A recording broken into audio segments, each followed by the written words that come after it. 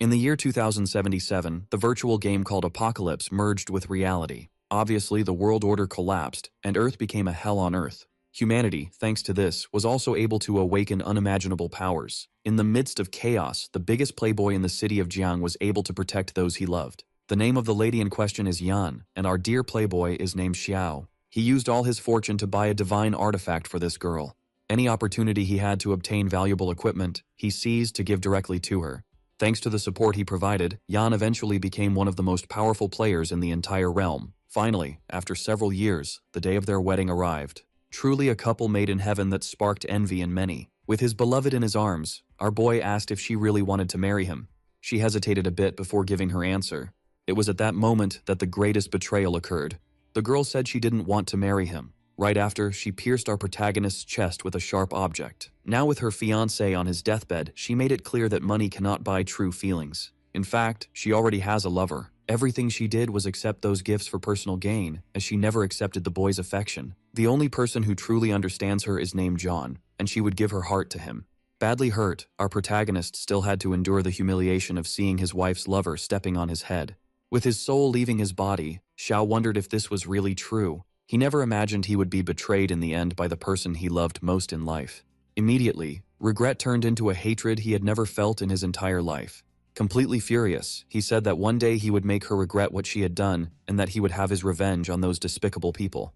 After living through that intense nightmare, Xiao woke up and is now talking to his beloved, who at the moment seems to be questioning the gifts she receives from him. Still very confused, our protagonist wonders if he really has reincarnated. Our playboy is exactly 1 week before the beta version of the game launches. The girl in front of him uses an extremely generic speech about the gifts she receives, claiming she is being pursued by classmates for being seen as materialistic when in reality she believes she is doing this for the protagonist's own good. It's all just a big scheme to extract even more money from the guy, and now he questioned if this was really for his own good, and decided to reject her. The girl was extremely surprised by this attitude. Imagining that the situation must be difficult for her, Xiao made it clear that he would never give her anything again. Very worried, the girl threatened him, saying that this was just another one of his pranks and that now she would reluctantly accept the gift. But our protagonist simply told her to disappear immediately. This left the blonde girl even more outraged as she didn't like being treated that way. Showing that he was truly willing to go to the end, our protagonist said that the shoes she was wearing were given by him, so he would take them back before leaving. The girl was already shouting at the top of her lungs that he was stingy and that the little money he had didn't make him an exceptional man. In fact, she said he should remember very well what had happened that day because even if he knelt before her, he would be rejected. For our protagonist, that would be a blessing. After all, he has much more important things to do now than waste time with her. Taking his cell phone in hand, our protagonist is now sure that he needs to gather information and resources to prepare himself. He called a woman who did not expect his call. Still, she knew him as the inveterate romantic. It seems our protagonist is a very wealthy person and now wishes to sell all his shares in the company he owns. This would provide him with 20 billion Chinese coins, which is truly absurd. Our protagonist did this to prepare for the arrival of the apocalypse. After all, alone, he will be able to reach the throne. A week after that, the beta version was finally released. Our protagonist returned to this game once again and noticed that the environment still felt quite familiar. He decided to use his own name in the game and was sure that this time he would be a beast tamer. Finally, the preparations were being executed. Now he needed to go to the most important moment of that introduction. He managed to put into the game all the resources he had created in the real world, and by reaching an amount exceeding 1 billion coins in the game, he obtained a secret profession. Surprisingly, his profession would now be wealth itself. Our protagonist had no idea what it was capable of. Shortly after that, a mysterious frog materialized before him. Our protagonist had no idea where that amphibian could have come from, and the creature did not like his arrogant look, saying that it was named Ebisu and that it would be the boy's wealth mentor. The playboy did not expect a frog as a mentor and, mocking him, asked if it would teach him to be a con artist. Snapping his fingers, Ebisu said he would show him how to create wealth. Our dear playboy received several bonus advantages from this secret profession. Indeed, those talents were worthy of a secret class, but none of them were focused on attack, and Ebisu stated that the boy still hadn't understood. And indeed, upon closer observation, Xiao realized that with his current fortune, thanks to his skills, he could earn 22 million a day without doing absolutely anything. As if that weren't enough, he could also gain 22 attribute points daily. Contemplating new horizons, he decided it was time to go to the beginner's village. Upon arriving there, the boy saw no one, as the server had just been launched. Being a beast tamer, the start was difficult since he couldn't tame any intimidating and dangerous creature. Ebisu said he had been reckless in choosing a class that didn't come with weapons, and shortly after that, orcs appeared to eat his flesh. The playboy realized that his luck was already at its limit. Against those level 5 creatures, he would have problems. On the other hand, Ebisu could run faster than expected, and abandoning the boy, said he wouldn't stay there to find out what would happen. Using all the potential of his common sense, our boy decided to run away as well. Exhausted and drained, he managed to reach the city, even though he had almost been turned into fertilizer.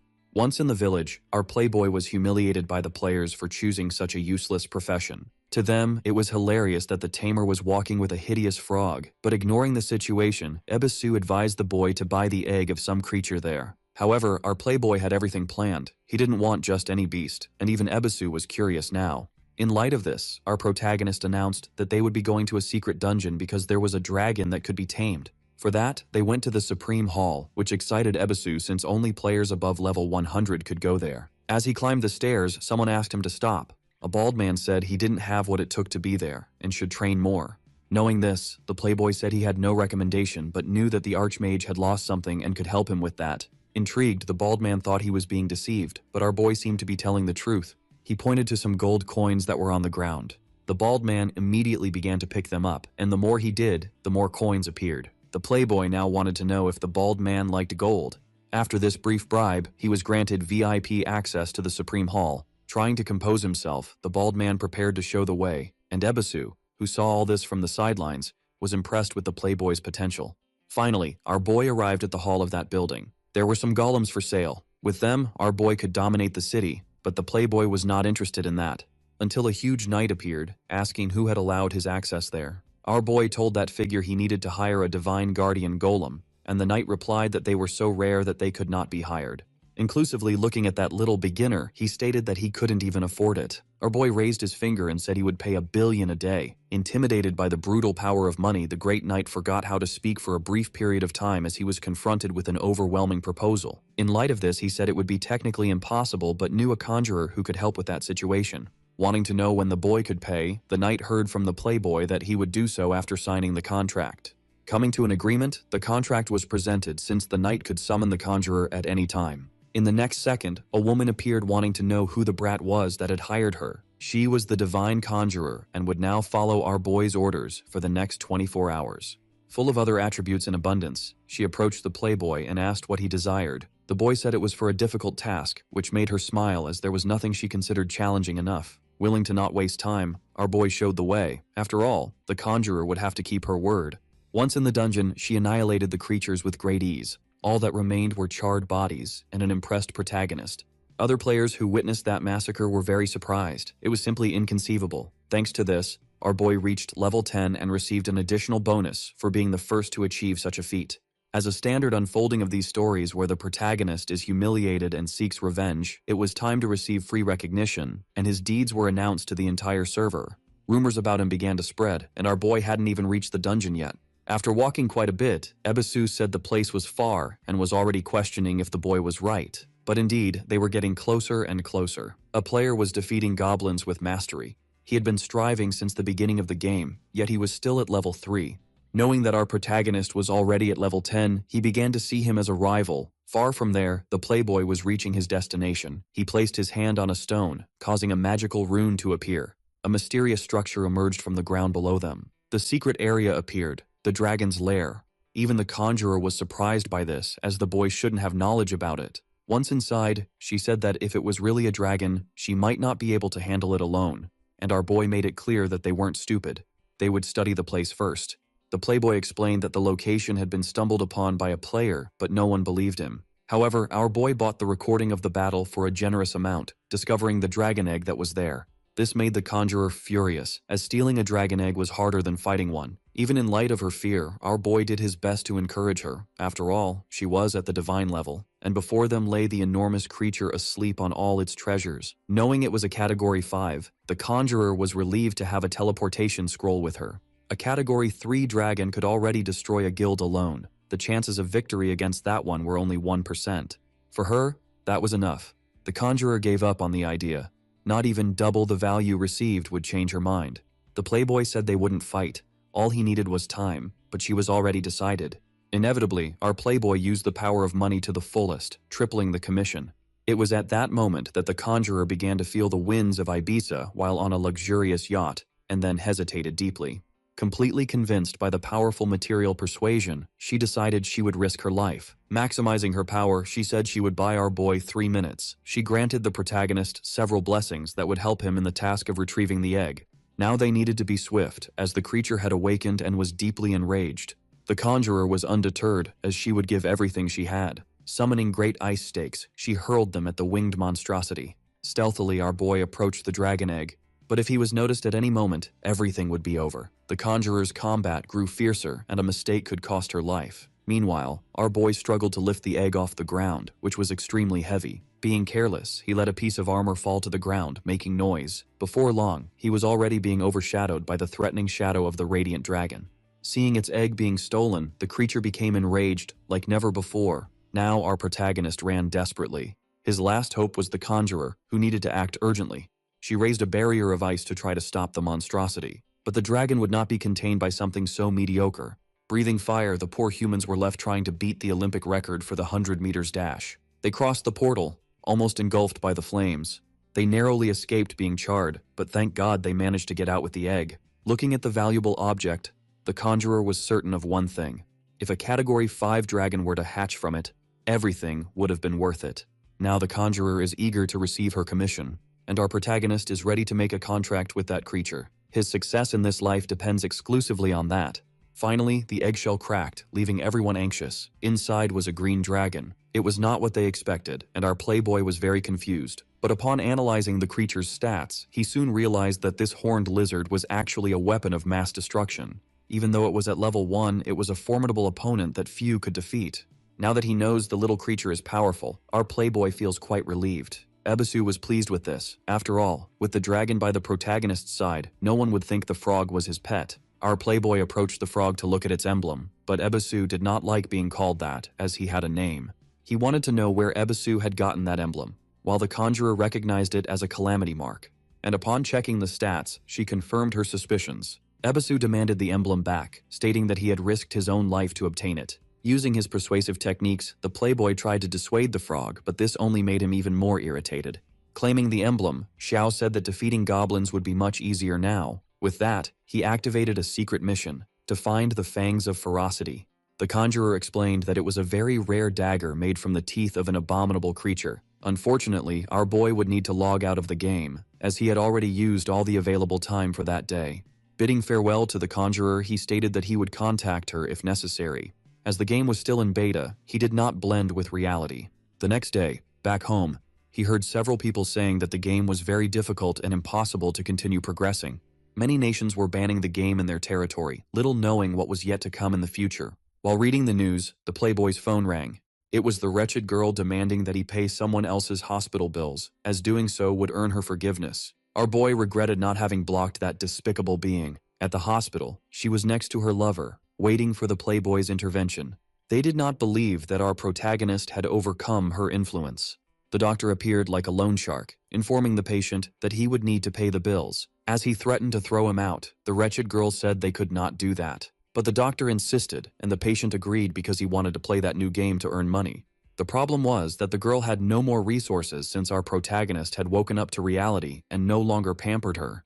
In light of this, the lover insisted that she contact our boy, and the villain believed he would soon call back, regretful. Little did they know that the playboy was sleeping soundly with a clear conscience. After his well-deserved rest, he decided to return to the game world.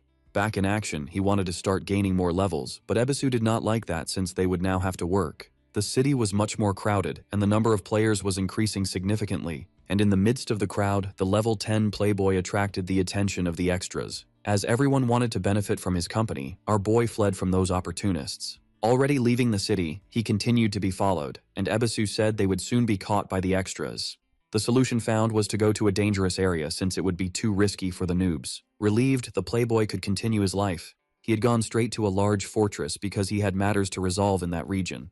The knight guarding the place made it clear that newcomers like him had nothing to resolve there. There, the playboy would undergo the advanced evaluation, but the guard was intrigued. He had reached level 10 too quickly and was still without a team. Our boy revealed that he was a lone wolf, and the guard warned him that this was foolish and that he would surely die. But the protagonist assured him that he had plenty of time to spare. Once inside, a magic circle appeared beneath his feet. Faced with the various possible difficulties, the playboy decided to choose the hardest one, Abyss difficulty. Observing this, the guard was surprised and frightened, thinking that the player could only be joking. Transported to a forest, he remembered that the last time he was there, it could have been better if he hadn't needed to support that cursed girl. Now that he is alone and powerful, he will do everything driven by his vengeful motivation. Finally, he let out the winged lizard he affectionately calls Gray. With the help of that little creature, nothing there could offend him. It wasn't long before something began to stalk him in the forest. An angry snow wolf appeared, ready to chew on the protagonist's flesh. Startled, the playboy commanded the flying salamander to do something. The size difference between the creatures was simply absurd, but one of them was a dragon capable of breathing fire and with exceptionally high attributes. Nothing was left for the wolf. At that exact moment, it was being schooled by violence. After the beating session, the snow wolf made its whole body grow through the supreme technique called Trembolona, using Tremberage against them. This only made the young dragon even more irritated, roaring at its enemy. That roar made the wolf feel immense dread, but fortunately, it wasn't wearing underwear. Otherwise, its situation would have been even worse. Next, the salamander spat fire once again. The arrogant monster was completely defeated. Thanks to this victory, the dragon gained some levels, leaving our boy very happy.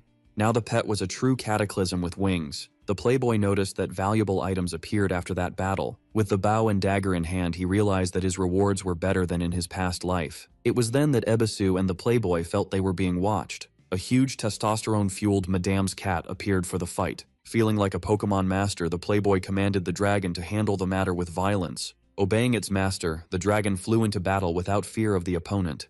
Unfortunately, there are no images of the fight, which is sad. But half an hour later, the playboy was exhausted from collecting items. Even so, he wouldn't give up now, as the boss of the challenge was just ahead, and Ebisu doubted that the salamander could face it. Using the knowledge from his past life, Xiao ensured that even at this difficulty, that boss was beatable. In the company of the salamander, he believed he could do anything, so he began to be teleported. Inside a castle, he was eager to show the old frog how things really were. A system message notified that the adventurer had just fallen into the abyss. Now, in an extremely dangerous area full of pride, Xiao said that the only danger there was himself. Entering a hall, he shouted with all his might, calling for the creature that ruled that place. He found himself face to face with a great demon sitting on its throne of violence. That was the king of the abyss, a formidable creature whose favorite pastime was chewing on adventurers. Graduated from the University of Violence with a doctorate in bone breaking.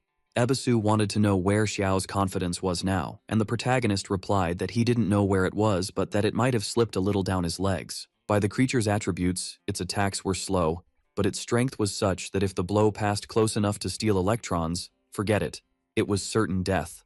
A boss of king category was no joke, and the playboy asked the dragon to obey his commands with caution. Since the enemy was slow, they would need to move a lot. The dragon spat its fireballs. The attack hit the creature, which didn't even bother with the scaled mosquito. Following Xiao's strategy, the salamander continued attacking, avoiding staying in the same position, as that could be fatal. That tactic began to give the playboy hope, as he could already taste victory. It was then that the boss decided to pay attention to the little creature that wouldn't stop talking. Startled, our boy wanted to know why the demon had stopped moving. Apparently, the worst-case scenario was unfolding. It had shifted its focus of aggression. Raising its staff, it prepared a spell to be cast, and both were sure of one thing: they were screwed. A dreadful explosion just occurred. Trying to dodge the attacks, our boy didn't know why he had become a target. He couldn't maintain that situation for long, and the enemy could attack without moving from its spot. But the salamander wouldn't let its master suffer like that, and went back to attacking the demon. That last attack was able to unbalance it. After the demon fell to the ground, the playboy said that if the fight didn't end soon, it would be his life that would end.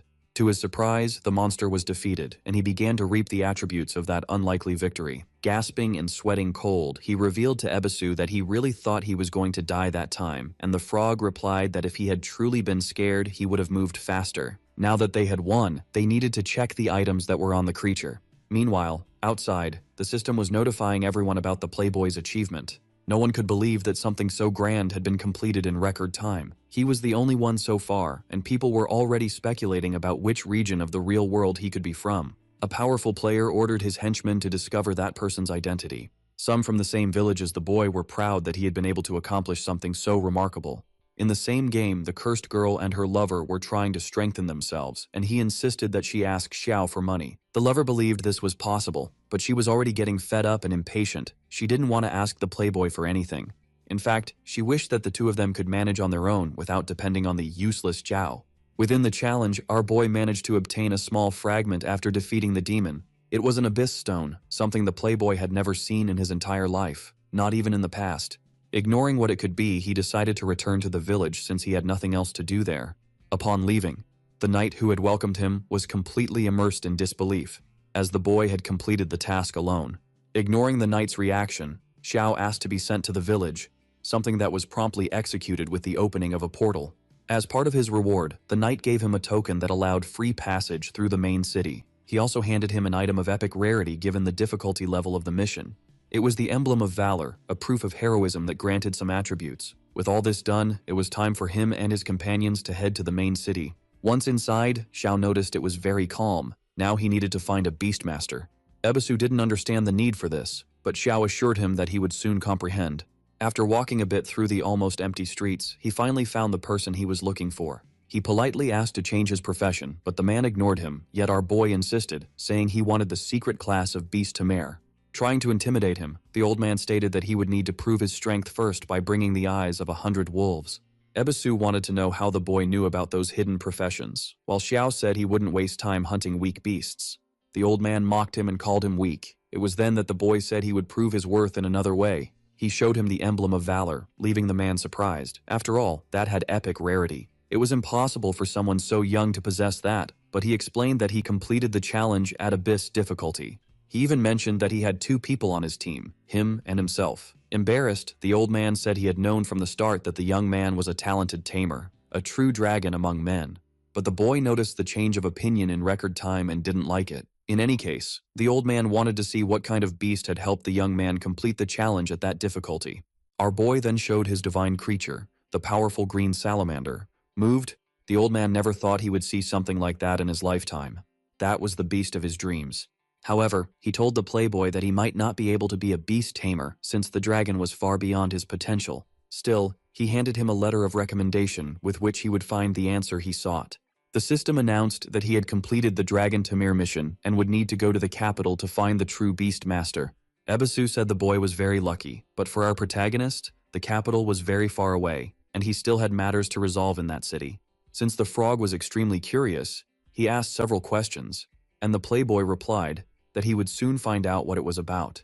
Elsewhere, a woman with ample attributes, accompanied by beautiful and healthy twins, was surrounded by guards. This was the person our boy wanted to talk to, the widow of the lord of that city.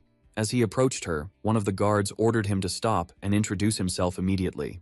Very politely he complied and said that the widow always seemed sad, offering to help resolve any problem she had. The woman confided that she had lost a personal item and would be eternally grateful if it could be found. Another secret task was unlocked by our boy, who assured the widow that he would solve this.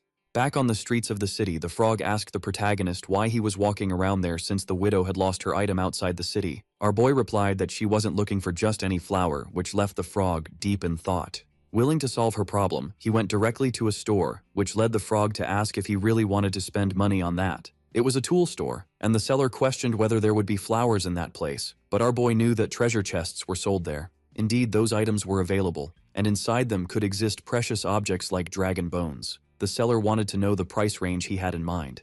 Getting straight to the point, he made it clear that he wanted to buy the most expensive ones. The seller brought a chest worth 10,000 gold coins, but our protagonist warned that just one wouldn't be enough.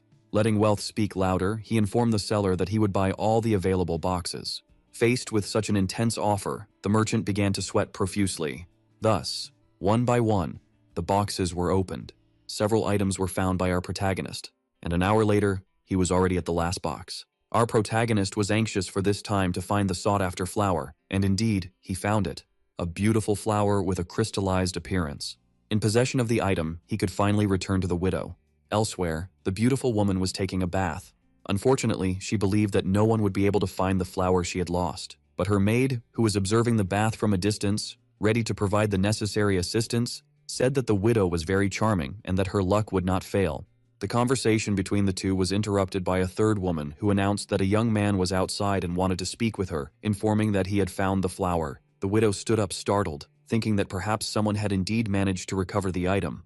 Outside, she was informed by the guard that the young man was the same one who had promised to help her. Politely, he presented her with a small chest, informing her that inside was the sought-after flower. As soon as she opened the box, she came across the crystal flower, and quite enthusiastically, she told the boy that she had been looking for it for a long time. And now, having been helped by him, she asked if he wanted some kind of reward, like money or artifacts. Showing that her years as a widow were taking a toll, the woman said that if he wasn't interested in money or artifacts, he would have to offer himself. Unfortunately, our protagonist was not expecting such an offer and ended up showing that he was not good with women, becoming extremely anxious. Trying to make amends, he explained that the widow had misunderstood him. All he needed from her was help to obtain citizenship in that place. Thanks to these actions, the system informed that his favorability with the widow increased by 20 points. She liked the boy's difficult demeanor and would certainly continue to insist on something. Calling one of her maids, she asked for the documents to be prepared as she would sign with her own seal, and our boy also made another request. He wanted to buy a property in the city. The widow realized that he no longer wanted to be a wanderer and that having a residence was a wise choice. In fact, our boy already knew exactly where he wanted to buy, but looking at the map of the land, the widow commented that that neighborhood was a bit undervalued. However, he asserted that he was confident in his decision and thanked the widow for the help received. Not even the little frog understood that, as the neighborhood where the boy was buying the land was completely undervalued. But our protagonist knew that soon that city would be attacked and a good part of it would end up destroyed. Fortunately, the neighborhood that was currently undervalued would be spared and would soon become the most functional and valuable area of the city. After receiving the widow's help, our playboy managed to buy the land in the desired neighborhood. Now he had a large plot of land and a document confirming his citizenship, something truly very useful. The widow made it clear that from that moment on, he was a first-class citizen of the Dragon Empire. Not even the boy expected that. In fact, the frog, who was the mentor of wealth, said that there were warlords who could not achieve that title and that he had just won the lottery. He finally realized that the widow belonged to the nobility, which explained how she managed to help him in that way. Only then did he ask if she knew the beast tamer of the royalty, and the widow replied that that man was her uncle. She also wanted to know why the boy was looking for him. Our protagonist said he wanted to learn more about his profession, and the widow informed him that he should be in the capital of the empire. However, he was an eccentric and unpredictable man, but she would try to help him, which made the boy very grateful. Showing that her true intentions were still on the surface, the widow asked to be treated more informally, allowing herself to be called Sophia, as that was her name. Our boy increased his favorability with her even more, and his prestige due to citizenship grew significantly. Even the frog couldn't explain how the boy managed to gain such affection from such a beautiful woman. News of his deeds began to spread throughout the server, and now players realized that the protagonist was on another level. No one understood how he had obtained first-class citizenship, and some suspected he might even be a disguised developer. In the middle of one of the fields with nervous creatures was the clingy and toxic ex-girlfriend of the playboy, who noticed a familiarity with that name. Sitting on the ground, disappointed, she wished there was an elite player to help them, but until that moment, they had to work very hard to defeat even basic creatures. This comment left the whole team quite offended, saying that she wasn't very useful to them either. Immediately, her boyfriend jumped into the discussion to try to remedy the situation, but the conflict was already brewing and the toxic girl decided to abandon her companions. This left her boyfriend furious, as gaining levels would be even harder in a two-person team, but she didn't like being insulted. Getting straight to the point, he asked if she had managed to talk to that playboy, who for them was a source of money and would be a great help. The jerk insisted that she swallow her pride and try to get in touch. After all, money is always good. Since he insisted so much, she decided to call the boy who had already logged out of the game. Back in the real world, she wanted to give the playboy another chance and took the initiative to reach out again. She made a completely unrealistic proposal, saying that if she were helped, she would consider becoming his girlfriend. The girl believed that those poor and insincere words would be enough to awaken the playboy's generosity. 5 minutes passed, and by then she had not received any response. Only then did she realize that her message could not be delivered because she was not on his friends list.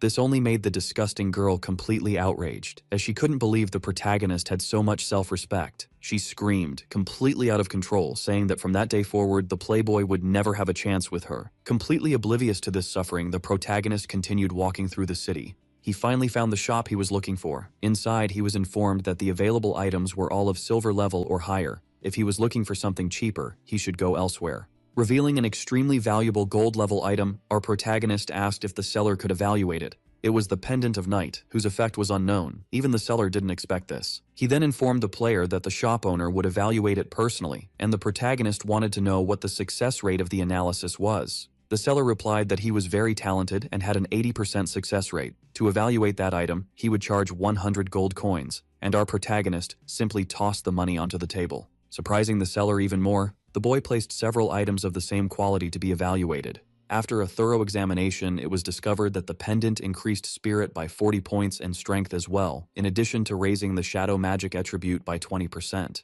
These were extremely impressive stats, but our boy wanted to know what the other items could do too, and was in a hurry. Our protagonist left the shop very satisfied after all the evaluations, and even his stats improved significantly. The frog said that with the playboy's current strength, he could fight alone, but he was curious to know what they would do soon. Since he hadn't heard from Sophia, he decided to head to the forest to gain levels. He went directly to a region recommended for level 20 players, which was a bit risky. In just a few seconds, our protagonist encountered several level 21 hyenas.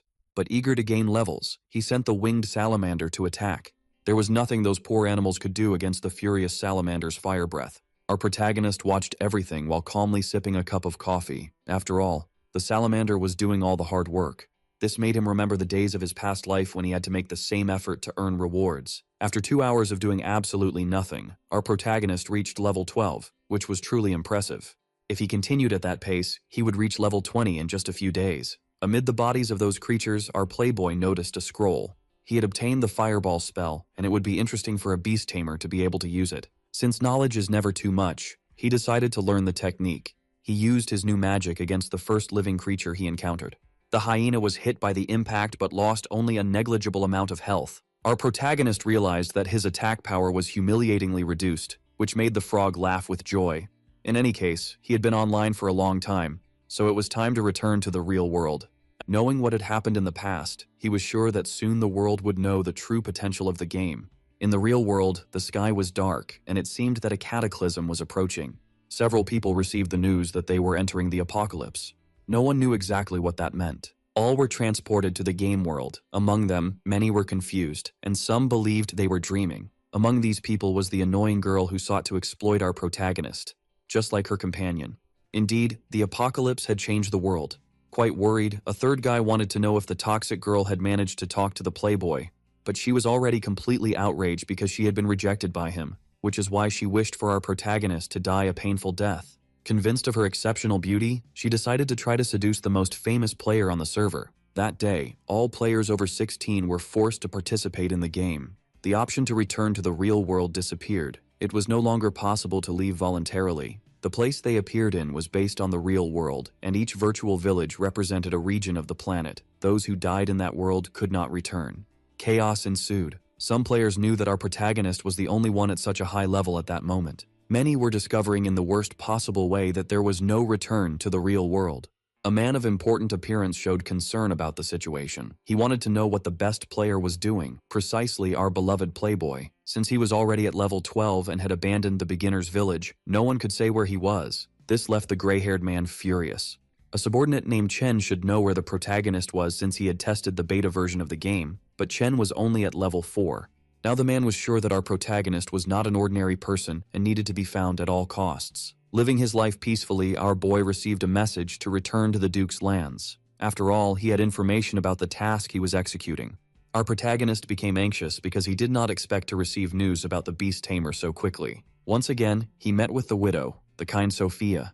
She was very excited to see that beautiful, youthful face, saying that she had missed him. The words of that woman left him quite embarrassed. Our boy had no natural defenses against the advance of a woman like her, so he got straight to the point, asking if she had news about the beast tamer, and the widow informed him that her uncle was traveling and could not return yet. Disappointed, our playboy thought it had been a false alarm. However, the beast tamer had told Sophia how to unlock the secret profession. It was not a difficult task, and could be done within the city. Our boy was thrilled because he believed he would need to travel to the ends of the world. Now he wanted to know what needed to be done. Sophia said it could be a bit laborious since he would have to go to the mountains outside the city where a powerful dragon lived. However, that place had already been visited by our protagonist.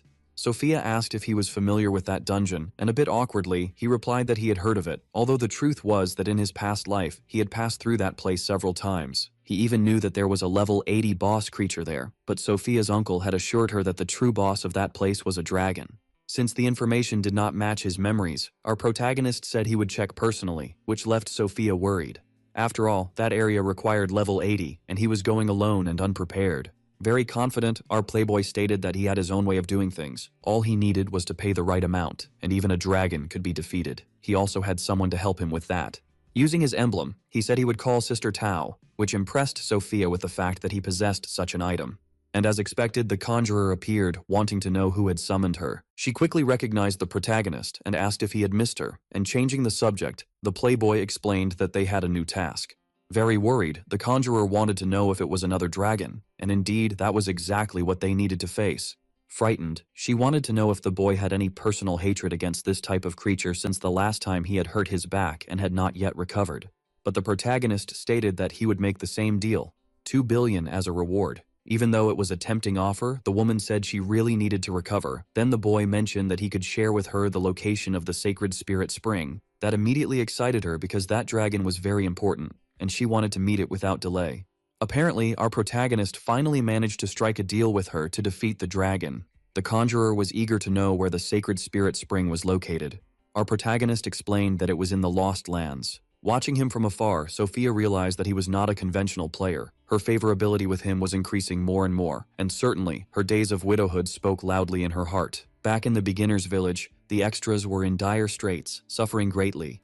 Some were beginning to realize that dying in that game was truly fatal and that there was no way to return. Meanwhile, our protagonist was approaching the mountains surrounding the city. The frog would never imagine that a creature as fearsome as a dragon could be there. Their strategy was to avoid any unnecessary conflict until they encountered the dragon. Looking at the sky, they could already see the immense winged creature. The conjurer became worried because the strategy would have to be executed very well, but our protagonist informed her that they would not be detected because the entrance to the dungeon was right below them. When they came across a valley, the conjurer realized he was correct. They finally found the access to the dungeon. However, upon examining the inscriptions, the woman noticed another problem, that teleportation magic was powerful, but there were no traces of mana. Approaching the rock, the playboy said he had the solution. He made a cut on his hand, and through his own blood, he managed to activate the magical portal, leaving the conjurer very impressed. After all, he had opened those stone doors that had no energy at all. Now it was time to enter the dungeon. The conjurer was intrigued by the vast knowledge the protagonist had about it. The system immediately informed that the place was extremely dangerous and that he should proceed with caution as the labyrinth was filled with evil creatures. Moreover, they only had 3 hours to complete the task. The last time he was there, the limit was 3 days. Something had changed. Our protagonist warned his companion that this mission was even more dangerous than the one with the dragon, but she was determined to earn her reward, and she was offended to realize that our protagonist thought she was scared. In any case, they needed to move quickly, and as they entered a hall, our playboy asked if she was capable of using concealment magic. Once again, she was offended because that type of magic was very basic. She hadn't even bothered to learn about it when she was a novice. Our protagonist made it clear that he needed to conceal their presence in that place. Still, the conjurer cast the concealment magic. After all, that was child's play for her. Sharing the type of creature they might encounter in that labyrinth, the playboy emphasized that they should be cautious, which made the woman even more offended. The truth was that he had passed through that place over 800 times, which is why he knew so much about the labyrinth, increasing the conjurer's suspicion. In another hall, they encountered several creatures and needed to pass by them without raising suspicion. Our protagonist was the first to act, asking the conjurer to pay close attention to what he would do. With great skill, he passed by the creatures without drawing attention. The woman didn't know how a novice managed to deceive a level 60 creature so easily, so she did exactly as he ordered. When they came across another hall, the playboy said they needed to prepare for combat. Observing the large creature guarding the chest, she realized that things were different. The guardian of that labyrinth was a powerful creature. The conjurer noticed that it was a level 100 boss. Our protagonist would focus on opening the chest while his assistant would take care of the enemy. They could not be reckless in that place, or they would have serious problems. Stealthily, the playboy managed to reach the treasure, and once opened, he realized that the reward was also different. As soon as he did that, the creature noticed the presence of an intruder. But before it could attack, the protagonist's body was completely frozen. The conjurer told the playboy to run immediately. Our boy dashed away in desperation, calling for help as the creature broke free from the ice. Showing her combat skills, the woman performed a magical formation, and then unleashed lightning towards the labyrinth's boss. Our protagonist obtained a mysterious scroll and a cooldown stone capable of resetting the cooldown time of any item. The little frog, seeing that, realized how immense the boy's luck was. In possession of that item, our protagonist contemplated unfathomable horizons. The conjurer wanted to know if they would face the enormous creature or if they would flee. The playboy assured that they needed to fight, which left the woman quite enthusiastic. She unleashed her lightning once again against the abyssal monster. The creature became completely furious. Our protagonist did not expect her to scream so impetuously, a sign that she was out of control. Only then did he realize that the scream had summoned an even more terrible creature. The hall was invaded by a furious dragon that was there to deal with the invaders. Flames erupted dangerously, and all our protagonist could do was run. The conjurer did not know how that monster had managed to summon a dragon, but there was no time to discuss.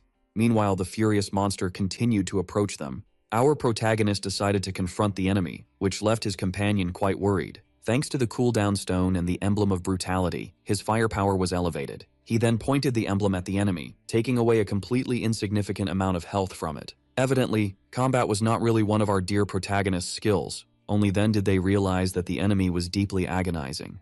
The damage inflicted on its body reached almost 1,000,000 points. When the target's health was below 20%, the instant death effect was activated. And by defeating a level 100 creature, our boy jumped directly to level 20. Those watching everything from the sidelines were the conjurer, who could not believe the potential of that rookie. Moreover, all the other players were informed of the protagonist's feat as he received recovery and extra attributes. No one believed he could accomplish all that in such a short time.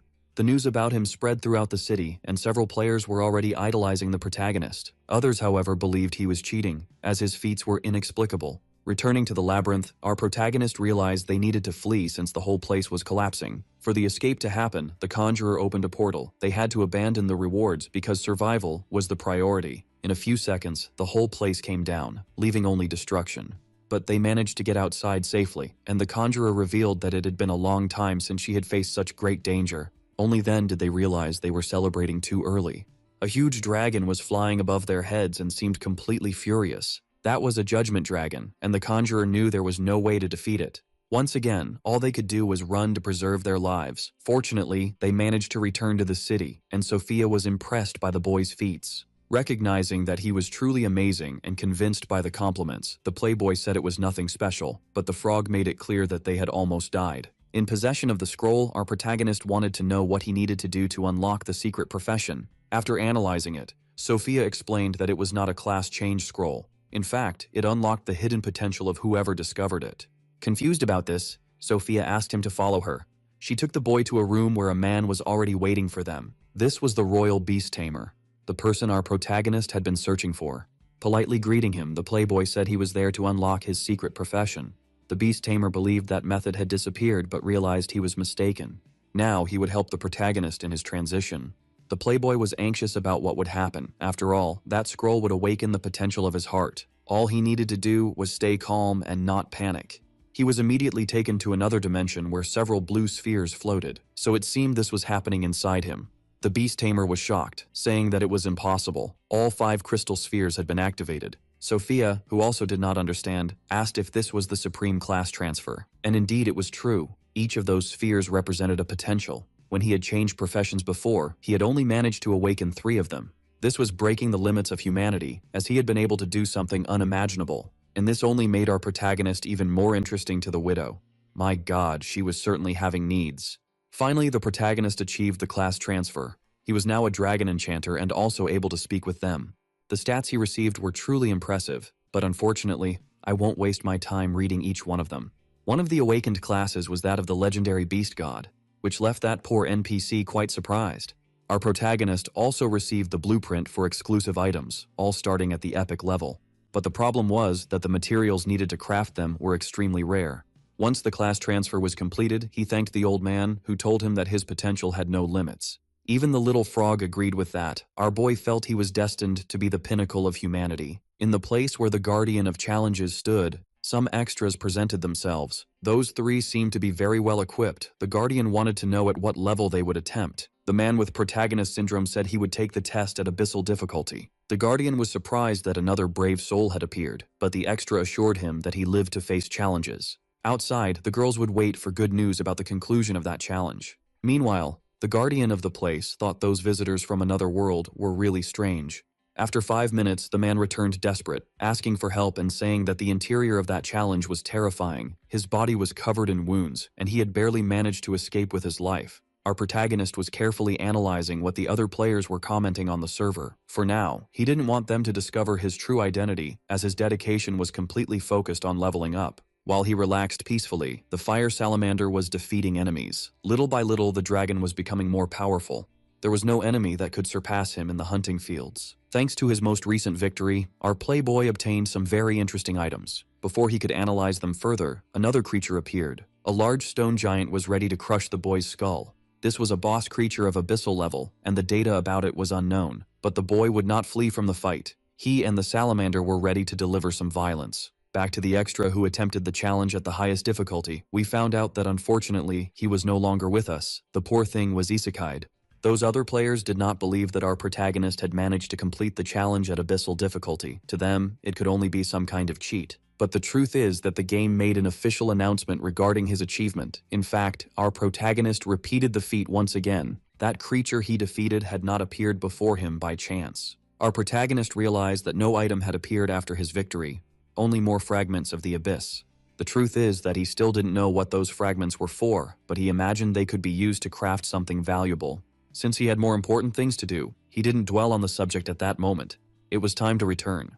Upon crossing the portal, he was immediately greeted by the warriors, for he had completed the challenge once again, and it was time to receive his reward. Our boy obtained an epic-level crystal. It possessed great power and could strengthen the emblem of courage. And that was exactly what he did. He discovered that the emblem of courage had leveled up to legendary, becoming truly impressive.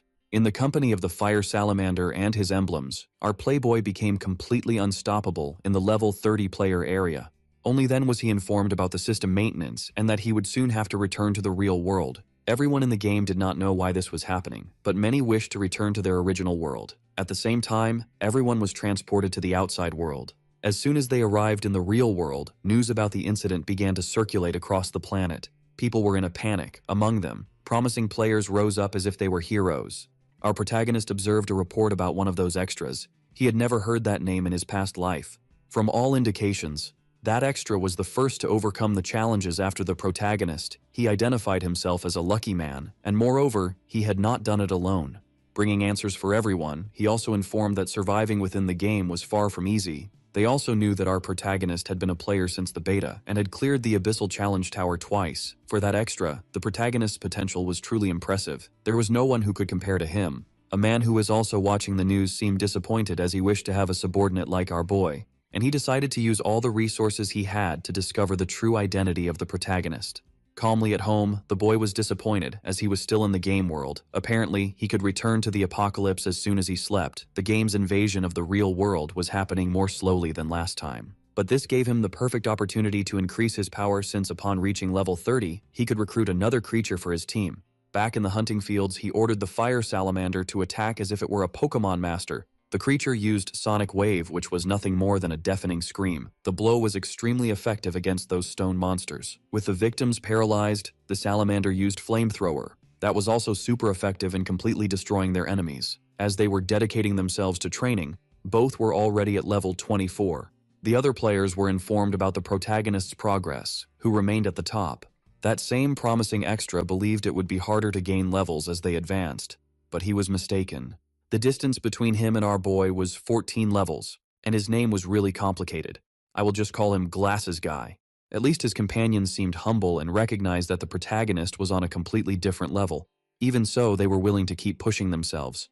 Near the beginner village, a couple of dragons were talking because one of their eggs had been missing for days. One of them was the dragon prophet and carried the fate of the entire race. The red-skinned dragon said that our protagonist had a repulsive aura to them. His companion, however, thought he was talking about the cursed gods, which would be impossible since the human form couldn't withstand that much divine power.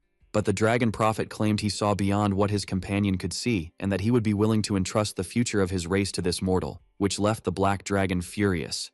With no time to lose, they decided to fly toward the boy. Soon darkness will transcend space and time itself, devouring everything that exists. The human is their only hope. After saying these words, the prophet asked the black dragon to follow him, but he was still skeptical about our protagonist's potential. The glasses-wearing player finally managed to reach Windleaf City. He was with his companions, and they were the first players after our protagonist to achieve something like this. It didn't take long for them to look up at the sky and see the great dragons flying over the city. Our boy was captured by the prophet and desperately called for help, but the frog knew there was no one capable of rescuing him that way. On the ground, the players revealed they had never seen anything so grand. Moreover, it was bizarre that the protagonist had been captured by one of them. Not even level 100 players could engage with such dangerous creatures. Following the Judgment Dragon would certainly be a terrible decision. Before long, news spread among the players about the dragon's appearance and what he had done to the boy. Some were surprised that the playboy was already interacting with dragons. For them, that was why his level was so high compared to the others. Now in an isolated and mysterious place, our protagonist was gathered with the winged creatures. Looking closely at them, he had no idea why they seemed so familiar to him. The frog had already warned him not to get involved with such creatures. Completely terrified, the playboy was sure that this would be his last day alive. The dragons must have been there to seek revenge for the stolen egg. The black dragon approached and asked if the mortal was not afraid. Resisting as much as he could, the playboy said he preferred to be finished off since there was nothing to be done. It was then that the dragon prophet revealed that he didn't need to be afraid, because the dragon inside the egg he had stolen was the last hope of the entire race. Our protagonist wanted to know if they were talking about the salamander.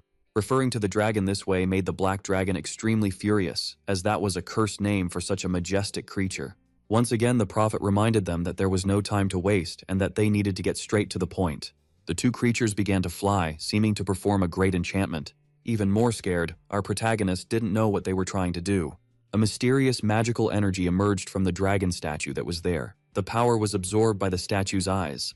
Our protagonist was receiving the blessing of the dragon clan, and now he possessed a part of their power as well. A month had passed since that event, and in the game forum, our protagonist became a hot topic. Until then, no one could say what had really happened since he disappeared after being kidnapped by a dragon. Some speculated that he might have allied with the creatures to gain levels. Many believed he was still cheating, and that he might never return. Lying on the ground, our protagonist felt an intense headache. He didn't know what had happened. Now standing, he also couldn't tell where he was, but everything indicated it was the level 40 hunting ground.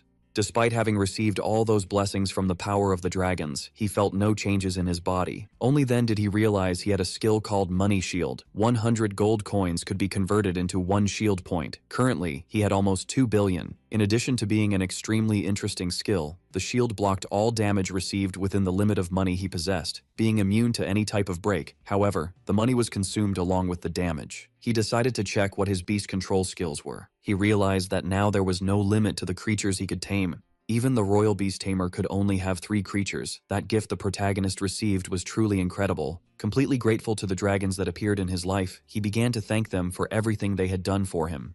He finally returned to the challenge hall to undertake the level 30 challenge. As he was already known, the guards asked if he was coming to attempt it at the usual difficulty. Immediately, a portal opened, revealing the passage he would have to follow. Showing him the way, the guard wished him luck this time. Unlike other opportunities, the playboy was taken to a frozen dimension.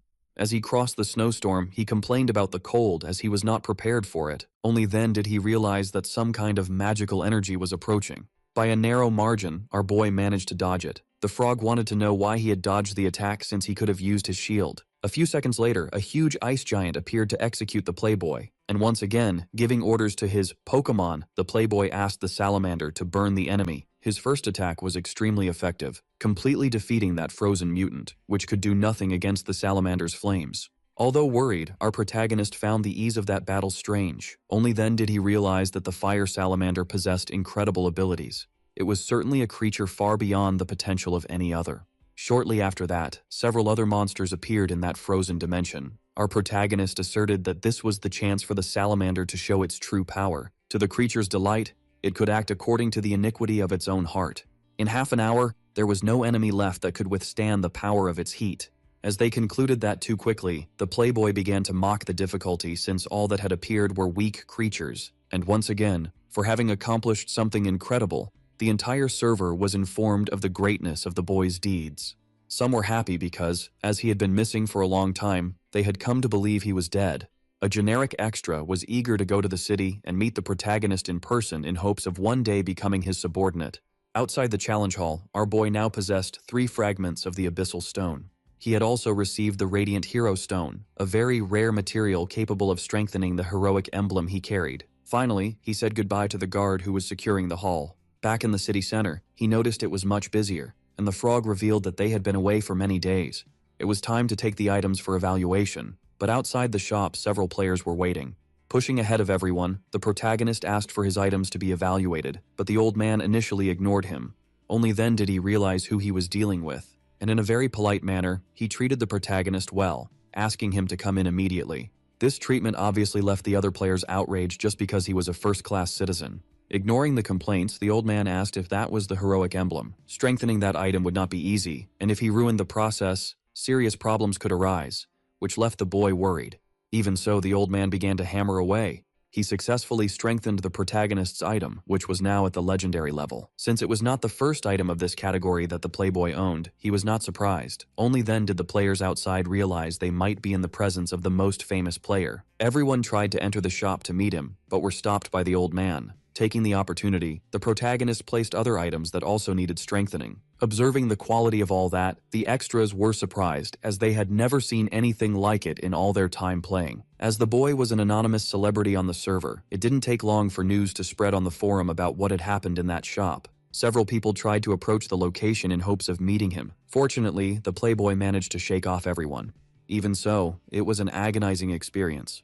What he didn't expect was that the extra who wanted to be his subordinate would finally manage to find him. For all intents and purposes, I will call him the mobster from now on. Our protagonist asked what that man wanted with him, and the mobster assured him that he had not come to threaten him, only to discuss business. Very interested in the money that could arise from this deal, the protagonist wanted to know if he wished to buy the gold-level items he possessed. After all, it's impressive how this protagonist always has a pointed nose. No matter the scene, he always appears with a huge nose. However, those items were not cheap. They would cost millions of gold coins. Then the mobster revealed that the boy was currently trapped in the game's reality. In fact, revisiting his memories of the past, the protagonist did not remember that man. On the other hand, the presence of a masked assassin seemed somewhat suspicious since he was indeed familiar to him, as he had always acted alone in his past life. The mobster revealed that he saw great potential in the protagonist, but apparently, he still lacked certain things, especially elements from the real world. Our protagonist feigned interest in the conversation just to see how far the mobster would go. The man said he could guarantee him all kinds of dreams, money, women, everything he desired. That's why he should make a wise choice at that moment. Placing his hand on the mobster's shoulder, our protagonist thanked him for recognizing his skills. But that confident attitude from the mobster irritated him, so he decided to teach him a lesson to make him understand what true knowledge was. The mobster was startled to see the fireball, and couldn't believe he was being attacked. Our protagonist hit him, removing almost 4,000 hit points. This left all the mobster's subordinates excited. However, they could not retaliate as it was forbidden to attack players within the city. Leaving the location, our protagonist said that those items were compensation for what he had done, asking not to be disturbed in the future. In a few seconds, sirens began to sound, and the extras waited anxiously for what would happen. Several guards sprang from the ground, asking who had done that and ordering everyone not to move. The head guard commented that the wrongdoer must be crazy. Without thinking twice, our protagonist took responsibility for his actions. But the head guard reconsidered his words. After all, he was dealing with a first-class citizen and ended up apologizing. Our protagonist replied that it was nothing serious. He had just been threatened by some useless people and asked the guards to clean up that mess. Knowing that the protagonist had been offended, the guard apologized, saying he had to ensure the safety of all citizens, especially of real citizens. The other players watching that were left speechless. Then the head guard released his men. But one of them wanted to know why the protagonist hadn't been arrested. The chief explained that they needed to pay attention to the details. That man had approached a first-class citizen. Causing problems for him could be fatal for both. After all, the scene shifted to the Duke's house, where the extremely attractive widow lived. She was anxious for news about the boy.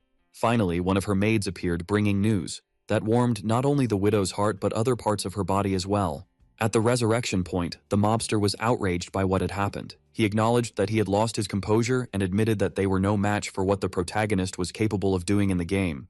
He ordered the assassin to return to the city and recover the lost items, but the protagonist surprised everyone by revealing that he hadn't taken that equipment. Apparently, those men wouldn't need them anymore. Completely shocked, the mobster wanted to know what the protagonist was doing there, since that was a heavily monitored area. Raising his staff, the playboy said he would remove the problem at its root. He hit the mobster once again with a fireball. Now that he had been put to sleep forever, his companions were terrified. Our protagonist said that taking one life, two, or even more, made no difference, so it was better for them to be cautious. Since that was the resurrection area, the mobster came back to life once again. Not understanding why he was being targeted with such retaliation, he stated that in the real world he would make the protagonist pay for everything. Hitting him again, the playboy replied that those threats were useless. It didn't take long for the confrontation to attract the attention of other extras. Meanwhile, the mobster was supported by his lackeys. In the midst of all the commotion, a division of guards appeared to investigate. The assassin believed that the protagonist would not escape the judgment of the black-robed judge, and that he would finally have problems. Our protagonist knew that facing an NPC of that caliber would be extremely problematic. Going to the ground, he once again took responsibility for what he had done, stating that he would accompany the judge. The magistrate ordered the guards to take him away. In the real world, the mobster was lying in his bed, and the butler was desperate. Approaching the mobster's body, an old man appeared wanting to know what had happened. Then he was informed that his son was no longer among the living, which awakened an immense fury within him. Back in the game, the playboy was being judged. They wanted to know why he had broken the laws of that place.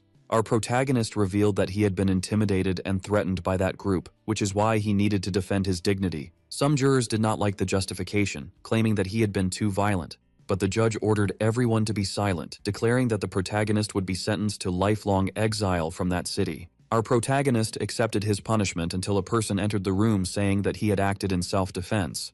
It was the widow, who also stated that the sentence was very unfair. Her presence intimidated the judge. Approaching the boy, the widow said that the playboy was her great friend and she would not like him to be treated unfairly. Immediately, the judge reconsidered his decision, realizing that he had been too harsh. He freed the protagonist on the spot. With everything resolved, the widow asked if they could leave, and the judge allowed it. She immediately requested that the playboy accompany her. Once outside, the boy thanked her for everything, but the widow made it clear that this time it was nothing special. She mentioned that she had heard he had been captured by a dragon and sent people to search for him everywhere. The young man replied that that kidnapping had actually been a disguised blessing from which he managed to benefit. Not knowing exactly what it was about, the widow asked him to accompany her to her house to show him everything she had achieved. In fact, he also wanted to go to her house because he wished to speak with the widow's uncle. She was surprised that he had already reached level 30. Indeed, he did not stop growing in her eyes. Reunited once again with the old man, he said he was impressed with the protagonist's potential. As the mission to obtain a second profession was still ongoing, the playboy took the opportunity to ask for guidance. Unfortunately, the answer was harsh. Even traversing the entire continent, he would find no clues. The domain of the gods was very mysterious.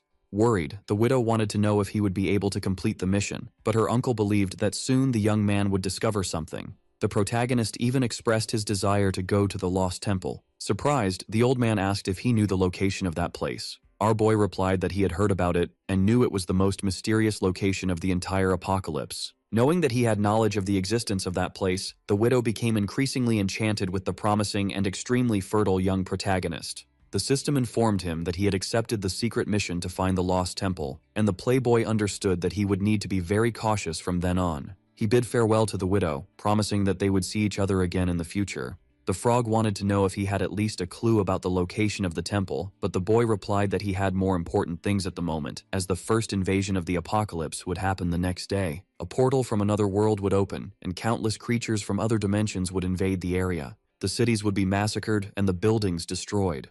The frog was frightened to hear this, imagining it was just a joke. Knowing he would need help, the boy opened a portal to summon the powerful conjurer. Since it was the third time they had met for a task, she was already apprehensive, as every time she was summoned by him, the problems were enormous.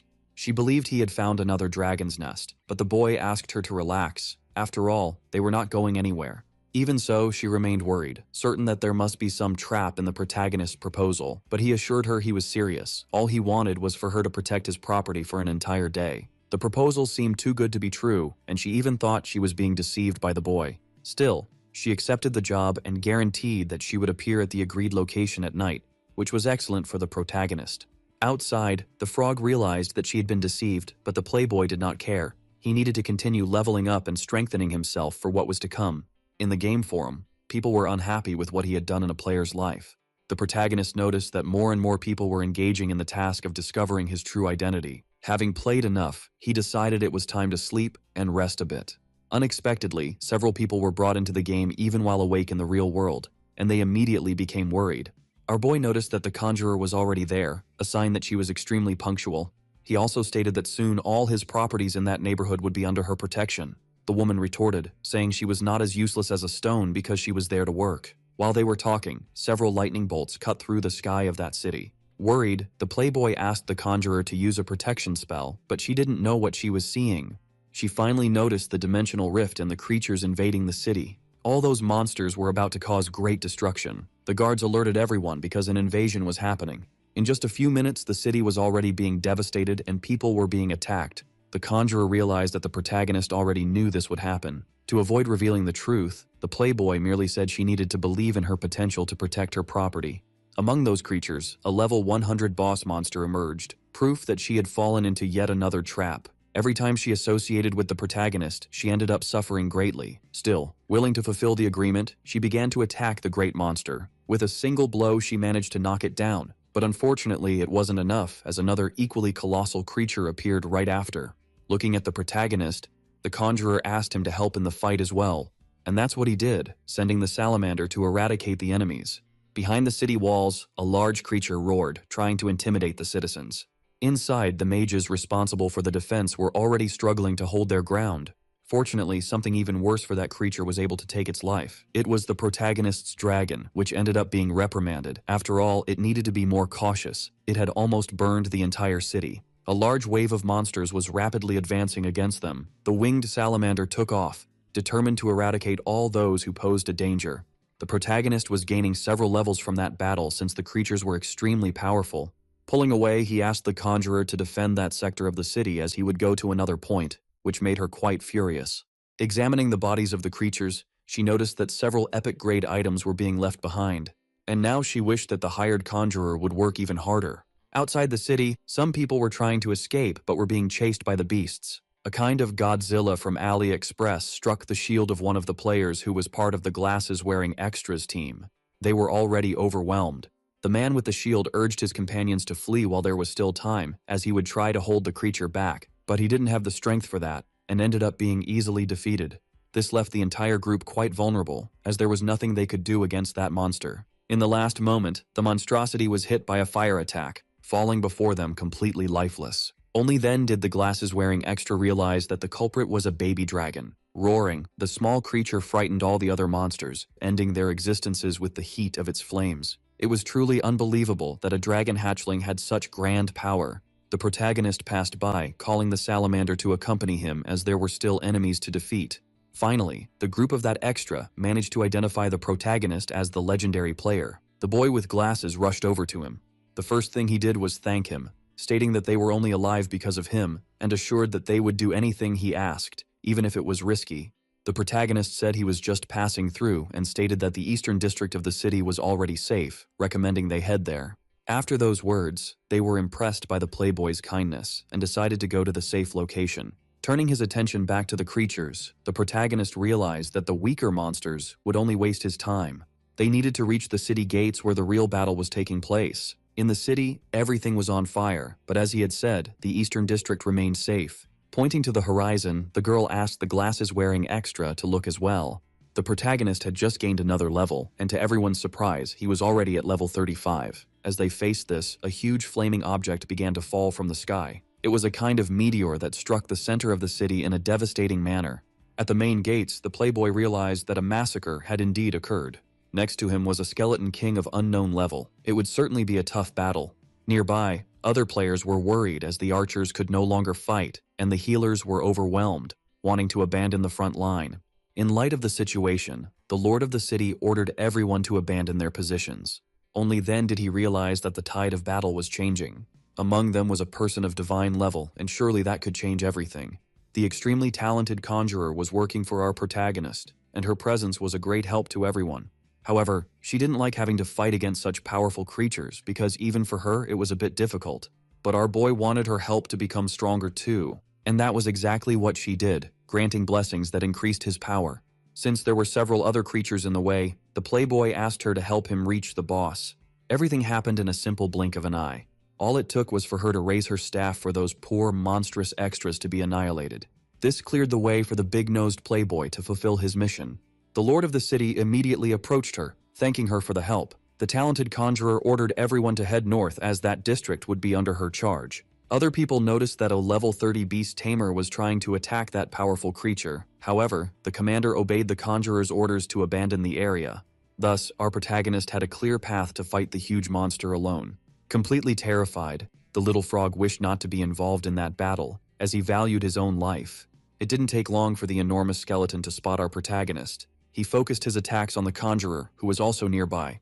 Meanwhile, the big-nosed one planned to use his emblem, activating the brutal massacre towards the creature. A great attack was executed, piercing the giant's bones. Immediately, the instant death effect was activated. The body of that colossal skeleton was dismembered. The little frog couldn't believe that the big-nosed one had managed to do that so efficiently. A message about his deeds was immediately shared with the entire server, and the other players could hardly believe it. The bespectacled extra was also very surprised because minutes before, the protagonist was with them, and now he had defeated a monstrous creature. Thanks to this, the protagonist also obtained some very interesting items. Inspecting them, he noticed that the level of those equipments was far superior to that of common creatures. The little frog also found a rare artifact, and the big-nosed one realized that his luck was indeed unusual. Those rewards were better than those from legendary-level tasks.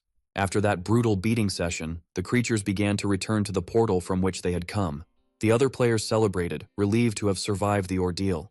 Elsewhere, the governor woke up from his nap, supposedly worried about the invasion, but the guard informed him that it had ended an hour earlier. The news surprised him, and he learned of the contribution of the big-nosed protagonist and the legendary conjurer. The governor did not expect there to be another person as talented as the conjurer in that place, and now he wished to meet him personally to express his gratitude. It didn't take long for the protagonist to be received by him, and to no one's surprise, the widow who greatly desired the big-nosed one was also present. The governor said he was quite relieved for the help received and, on behalf of all the citizens, offered his sincerest gratitude. The conjurer stated that the boy had contributed greatly to the victory. The protagonist replied that he hadn't done anything special while his favorability with the governor increased significantly. The conjurer informed that she would return to the temple as she had other matters to resolve, while the protagonist still had something to discuss. The widow, not understanding why she had been invited, listened as the governor explained that a large part of the city was in ruins, except for a specific district where all the properties remained intact. He needed her help, but the widow explained that she could not make that decision. After all, most of the intact properties in the western district belonged to the boy, which left the governor quite surprised. Knowing that the governor wanted to buy them, the big-nosed playboy said he would sell them for the right price. Showing himself generous, the governor asked only that the boy name a number, as the bank would take care of the rest. The widow also asked for his help with something specific. The information about the event was going to the capital, and all the citizens had witnessed what the boy had done. Therefore, she would like to request the royal family to grant a title of nobility to the big-nosed one. That was indeed good news, and the little frog, who until then had done nothing, not being comic relief or mentor, just making generic comments, once again said that the boy was lucky. The governor fully supported the request, which made the widow quite happy, but deep down, he was already wondering if our boy was having some kind of relationship with that woman. After all, she was being too nice to him. However, he kept his thoughts to himself since our boy had helped the city a lot. Back in the real world, someone was suffering greatly. It was the extremely opportunistic girl who had once been part of our big-nosed protagonist's life. She was irritated because her current boyfriend was unreachable. Unfortunately, the one who was her boyfriend had departed for his own isekai, leaving her completely desolate. Desperate, she thought about turning to our protagonist, believing that he was still obsessed with her. Convinced that she was still deeply loved, she decided to use sincere excuses to make everything go back to how it was before. Leaving home, she intensely wished that our protagonist would be waiting for her. Within the game world, many people wanted to move to our protagonist's city because it was very safe, increasing property values. Who was happy about this was our boy. After all he saw were gold coins going straight into his pocket. In the midst of that destruction, he went to meet the old blacksmith because he needed new equipment. The old man said it would be an honor to contribute to the boy's progress, but his shop had been destroyed. In light of this, the big-nosed boy asked him to follow along as he would show him a forge. In another neighborhood of the city, the old man was surprised by what he saw. Inside that place, he realized that the equipment was top-notch, and he didn't expect something so luxurious in the West District. The big-nosed boy said that the old man could be the owner of that shop since the place belonged to him, but had been empty for some time. Upon hearing this, the blacksmith was moved. Our protagonist stated that he didn't need the shop, but rather that his equipment be properly identified, carefully observing an item that looked like a pair of horns. The old man said he might not be able to identify it accurately since it was an artifact. Even so, since it was a request from the big-nosed boy, he would do his best. Despite his efforts, he couldn't complete the task, and the protagonist realized it would be more difficult than he thought. The blacksmith explained that no one in history had ever successfully identified an artifact. In light of this, the boy handed over the other simpler items. Going to the governor's building, the protagonist noticed that a man was being barred. He wanted to speak with the authority, but the governor was a busy man. As he approached the guards, the big-nosed boy received preferential treatment. Even though the governor was busy, he had free access to the office. Once again reunited with the governor, the big-nosed boy was received with enthusiasm. The man wanted to know what the boy desired. Our protagonist said he wanted to find the lost race. The governor explained that the legends about it were hundreds of years old, but still, the boy wanted to discover something new. What the protagonist really wanted was for the governor to put a reward for information, offering 5 million gold coins and rare equipment to anyone who brought clues. Realizing the importance to the boy, the governor agreed. After all, he was very grateful. The next day, the news was shared, and all the players were surprised by what had happened to the protagonist. He had already reached level 40, being the first to do so, receiving an epic item as a reward. The other players, upon hearing the news, were even more impressed. Now with so many levels gained, the boy went hunting in the area designated for level 40 players.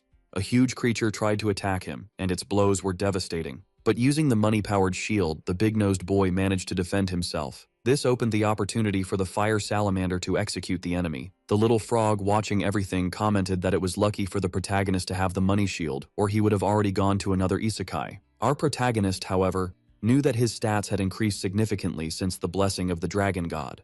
Thanks to this, he completed another challenge, obtaining another mysterious fragment. He wanted to know how many more would be needed to complete it. He was also surprised to discover that clues about the lost civilization were emerging. Several players were working on them in search of the reward, which is why things were advancing so quickly. Back in the governor's office, the protagonist went to seek news. A guard accompanied him outside, saying that there was a group of dwarves in the nearby forest that might be the race our boy was looking for. The big-nosed boy was surprised they had been so close all this time. The guard recounted that he had stumbled upon them during one of his patrols. If the invasion hadn't been contained by our protagonist, he certainly wouldn't have been able to return. Knowing that the protagonist was going there, the knight asked if he wanted an armed escort, but the big-nosed boy made it clear that he could do it alone. In the heart of the forest, several dwarves were gathered. Some players were lurking, trying to capture one of them alive, but the dwarves were not fools. One of them threw his hammer at a player, causing some damage, which initially made them laugh. Soon, however, they regretted it as they were electrocuted in a devastating manner. Other players witnessed this and were horrified. The dwarves already suspected the humans, who always seemed malicious. One of them told Thor that they shouldn't cross into this race's territory. He didn't like being treated like a circus animal, and if it weren't for his tribe, he would have been even crueler. Who was trying to find that people was our protagonist, following in the knight's footsteps. With so much movement, other players also noticed the boy walking through the forest. The knight warned that the dwarves were inside and that the big-nosed one needed to find them immediately. He also alerted him about their unpredictable temperament. When they finally found them, the big-nosed one dismissed the guard, stating that from then on he would do everything alone. The walking nose casually approached the dwarves, awakening the fury of one who thought he was dangerous. But the leader, Thor, asked for calm. The boy's appearance and calm demeanor made him reconsider. Taking a deep breath, they sensed the smell of a divine artifact on the boy, and concluded that he carried more than one. The scent was so strong that they imagined the quality of the artifact surpassed even the divine level. It seemed something very ancient. Only then did they realize they were in the presence of the aura of a great deity accompanying our boy. The most impressive thing for those short men was that the big-nosed one was only level 40, but possessed incredible spiritual power. He was definitely blessed by the gods, which left them amazed. Other players observed the boy's approach to the dwarves and did not understand why they were not fighting. They imagined that the dwarves were traitors of their race, or that the protagonist had some hidden trick. Curious about the boy's presence, the dwarves wanted to know what he was doing there. Our protagonist said he needed their help. It was not to forge a weapon, but to find the lost temple, something the dwarves did not expect. Our boy made it clear that he was not a threat, but to advance his class, he needed to complete that task. For the dwarves, This was a sacred matter, and they could not speak of it with strangers, unless the boy proved his character. It was an interesting challenge, but since he needed their help, he showed the artifact he carried to be identified. Upon seeing the item, the dwarves were astonished by its quality. As the best craftsmen in the world, no task seemed difficult for them. Analyzing the pair of horns, they realized it was not a forged artifact. There were no signs that it had been manually created. Its quality was so high that it could be a naturally formed artifact. In other words, they were horns from the god of destruction, cut from the deity itself. Interested, they asked where the boy had obtained them, and the big-nosed one replied that he got them by melting a creature during the invasion. The dwarves could not believe he had gone to the dimension of the gods and defeated that creature. In any case, they confirmed they could evaluate the artifact, but it would cost a lot of money. Little did they know that money had never been a problem for the protagonist. The dwarf raised all the fingers of his hand, revealing that the price was 500 gold coins. For a simple evaluation, the big-nosed one thought it was expensive. In light of his hesitation, the dwarf offered a discount, charging 300 coins. But the protagonist said that if they could successfully identify the item, he would pay 1 million for each of them. An amount of money so exorbitant that the dwarves almost forgot how to speak from being so impressed. As proof of his generosity, he handed them 1,000 coins, saying he would send someone with supplies soon. This immediately increased his favorability with the dwarves, who now wished to identify this artifact without delay. After an hour of hard work, they finally succeeded. Those were the horns of the god of destruction, which increased strength, spirit, and vitality, among other extremely interesting attributes. Intrigued, the big-nosed one wanted to know if the item was truly related to the gods, and the dwarf wanted to know when he would receive the rest of the payment. Our protagonist needed to return to the city to collect it, and the dwarves never imagined they would enter a human city since they had never done so. However, the protagonist had other artifacts that needed the same work. In any case, they were excited because they liked to learn about new cultures. Once inside the city, the players were surprised, as several dwarves in swimsuits casually walked around. They also wanted to meet those talented craftsmen famous for making high-quality items. The first place the protagonist took the dwarves was to a restaurant where they could eat and drink to their heart's content. Everything was covered by the protagonist's money. Now that the dwarves were satisfied, the big-nosed one wanted to know more about the lost temple. He revealed an artifact capable of detecting the presence of the temple passed down through generations. With this, he might be able to find it. However, they recommended he forget that idea, since inside the lost temple was a creature whose existence was truly terrifying. This immediately sparked the boy's curiosity. He wanted to know what creature it was, but the dwarves had never seen it with their own eyes. Long ago, guided by the god of fire, they went to this temple. It was then that the creature appeared, and to imprison it, the god of fire created the fields of eternal flames, which no one could approach. Despite the dangers, the protagonist said that finding the temple was crucial for his career change, and the dwarf, impressed by his courage, decided to help. One of those items, the crystal, would serve to detect the temple if it were nearby. This crystal was called the Spirit of the King, while the compass would react to the presence of the temple.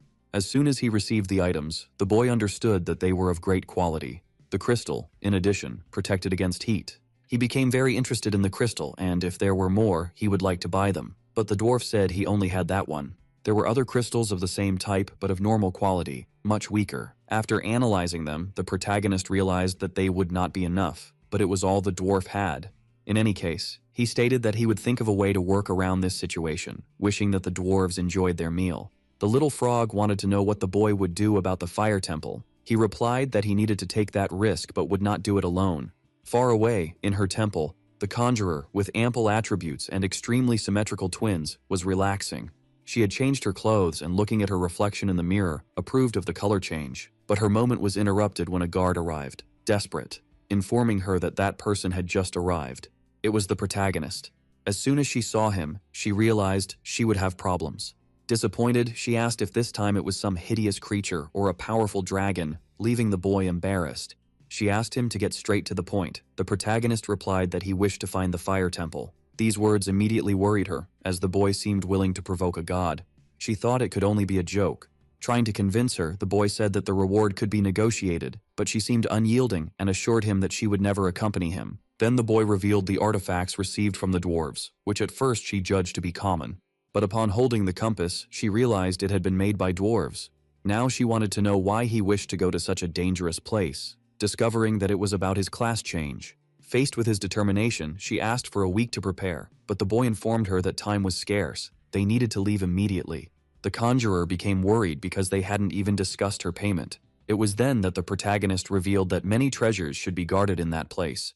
Imagining the riches they could find, the conjurer immediately hurried to help him. 2 days of travel were enough for them to reach the incandescent lands. The place was so hot that the conjurer was sweating constantly. She could no longer bear it. But according to the compass's information, they were getting closer to their destination.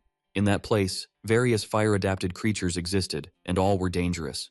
Since he was already tired, our protagonist asked the conjurer to take care of that. In the blink of an eye, she completely froze that evil monster. But that didn't seem to be enough. Several similar to that hideous fish appeared, and the conjurer didn't know why they were so numerous. Our protagonist noticed that the compass began to react intensely. Both were surprised by the emergence of a large portal. It definitely must not have appeared there for no reason. That could only mean one thing. It must be the door that leads to the fire temple. Now they needed to hurry because the monsters were approaching to attack. Trying to buy some time, the conjurer attacked those fish with her lightning. Meanwhile, our boy used his money shield to protect himself. He ran towards the portal because he needed to reach it immediately, asking the conjurer to bless him with speed. As she did this, our protagonist reminded her not to forget about her payment. Even using the protection of the crystal, our boy was still taking a lot of damage from the fish's attack. Fortunately, there were only a few meters left until the mysterious passage. Nothing would stop our boy now, not even the fury of a god. Finally, after crossing the gate, our boy was taken to a large hall. He immediately noticed that the temple seemed abandoned.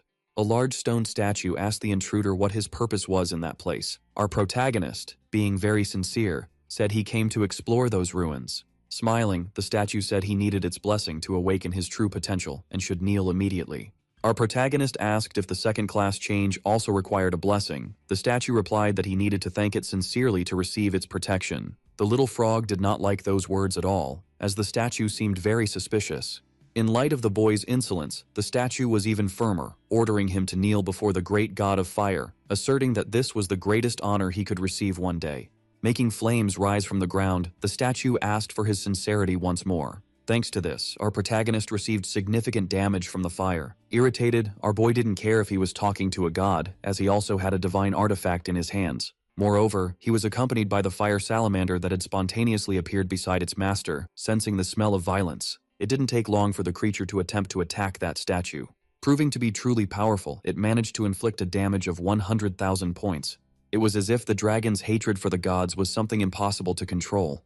Now, with its body quite damaged, the statue was furious with our protagonist, saying that he had made a great mistake since the demon sealed in that place would be unleashed. The system warned that our boy was being hit by a mysterious force and needed to leave immediately. Once again, flames erupted from the ground, causing our protagonist to worry. Now he realized that the god of fire could indeed have become enraged. A mysterious voice said that Hephaestus deserved to die. Our boy didn't know what was happening. After that furious shout, the entire ground shattered, causing our protagonist to fall into the unknown.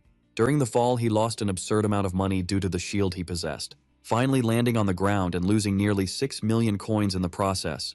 Surrounded by flames, our boy tried to identify where he was, noticing that there was a creature a little distance away. That was the divine phoenix, owner of the mysterious voice he had heard earlier. All its data was unknown. Perhaps this was the creature sealed in the temple.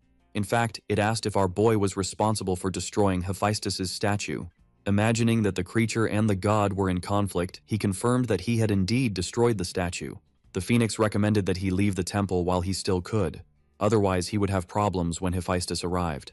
Our protagonist didn't imagine that Hephaestus would return, but the phoenix assured him it was true.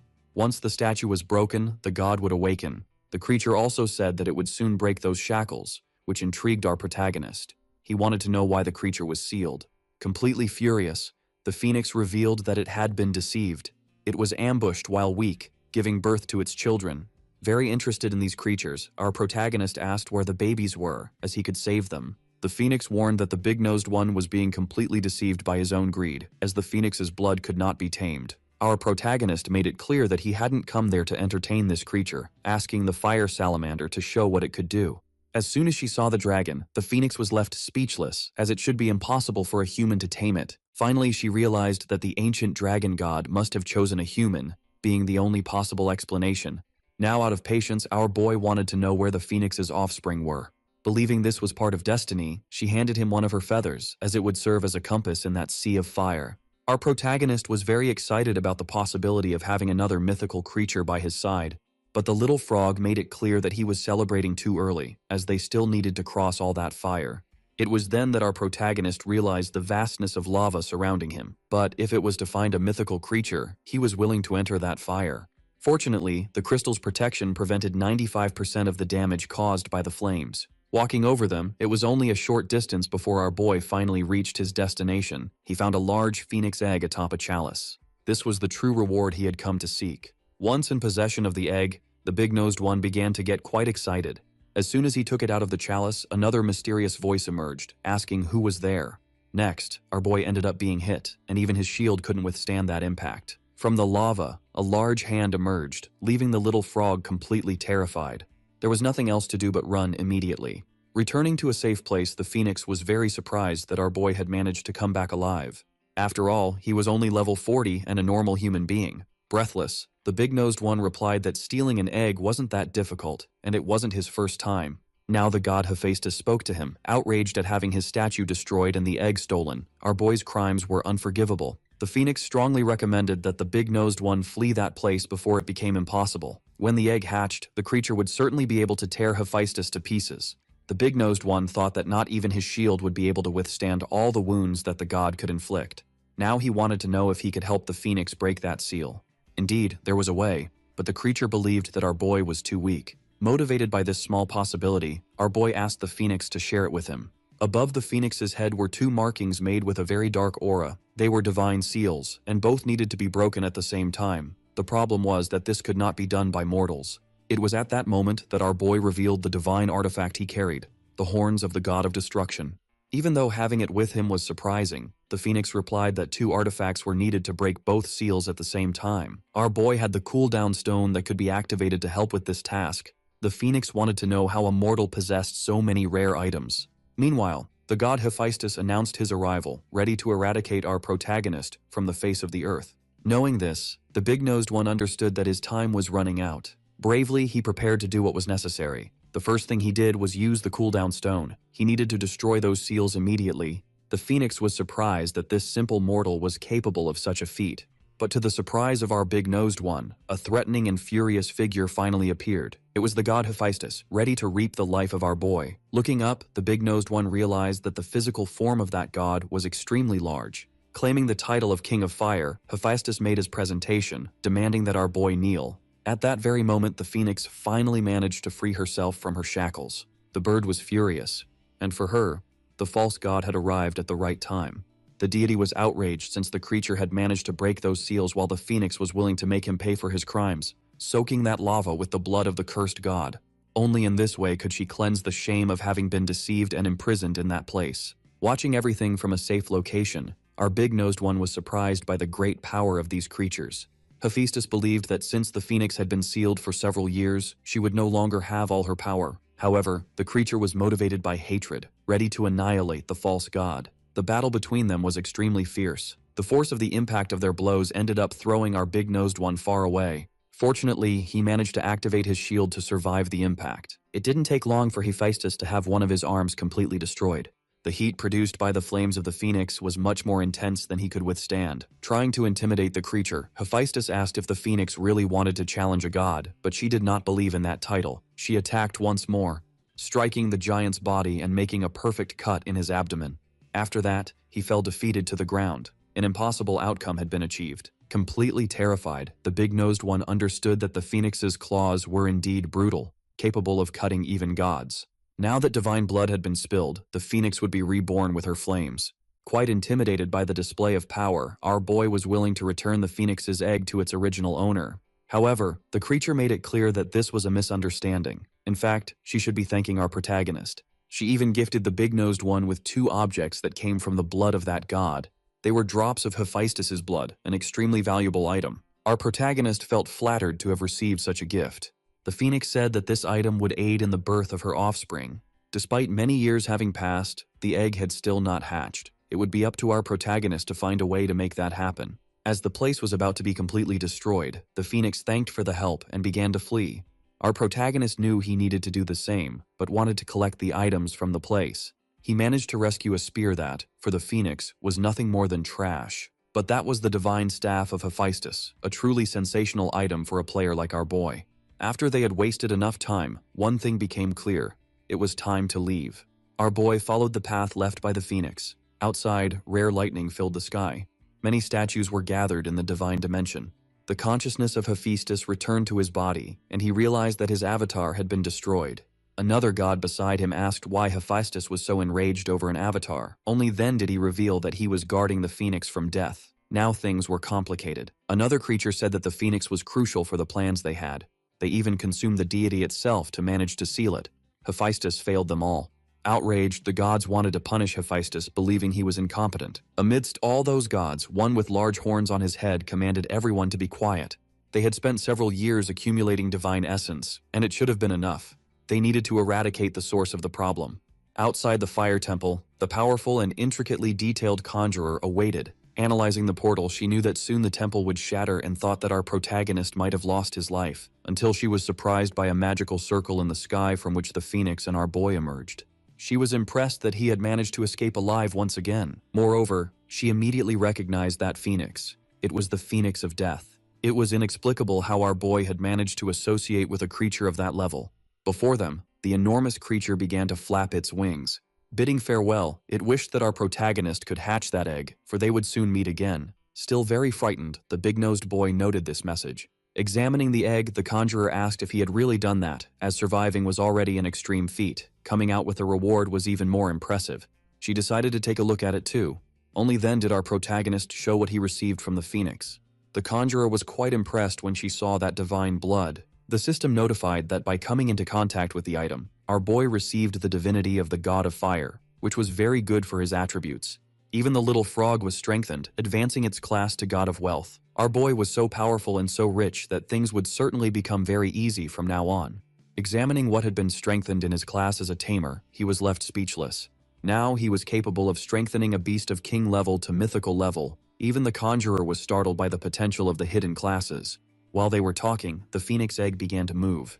Our boy was very surprised as he did not expect it to happen so quickly. Through the system, he discovered that in 72 hours the egg would hatch. It could be that his new divine power had accelerated this process. Thus, it was time to return home. The conjurer would have liked to explore the region a bit more, but our big-nosed boy informed her that they could return there soon. What the woman really wanted was to be paid. Finally, after that intense and heated adventure, our boy returned to the city. He went directly to a building where two people were arguing intensely. Once inside that place, the big-nosed boy asked what was happening. It was the dwarf and the governor of the city. Dressed in a very strange outfit was the governor, which made our boy ask what he was doing. This was definitely a very curious situation, and indeed the governor agreed with that. It was a bit complicated to describe. The guard who was there informed our protagonist that the governor was doing that to rebuild the city. Since the dwarves arrived, the governor had been trying to get them to cooperate in the city's reconstruction, but these people were difficult to negotiate with, and this only made our protagonist ask why the governor was in that costume. That was when the guard revealed that the governor discovered that the dwarves liked rice a lot, and that was why he was dressed as one. The poor guard lamented the governor's situation, who was doing everything to gain the dwarves' cooperation. Our protagonist asked the guard to inform the governor to change clothes immediately, as he would personally handle the situation with the dwarves. Aware of what was happening, our big-nosed boy realized that the dwarves were very stubborn.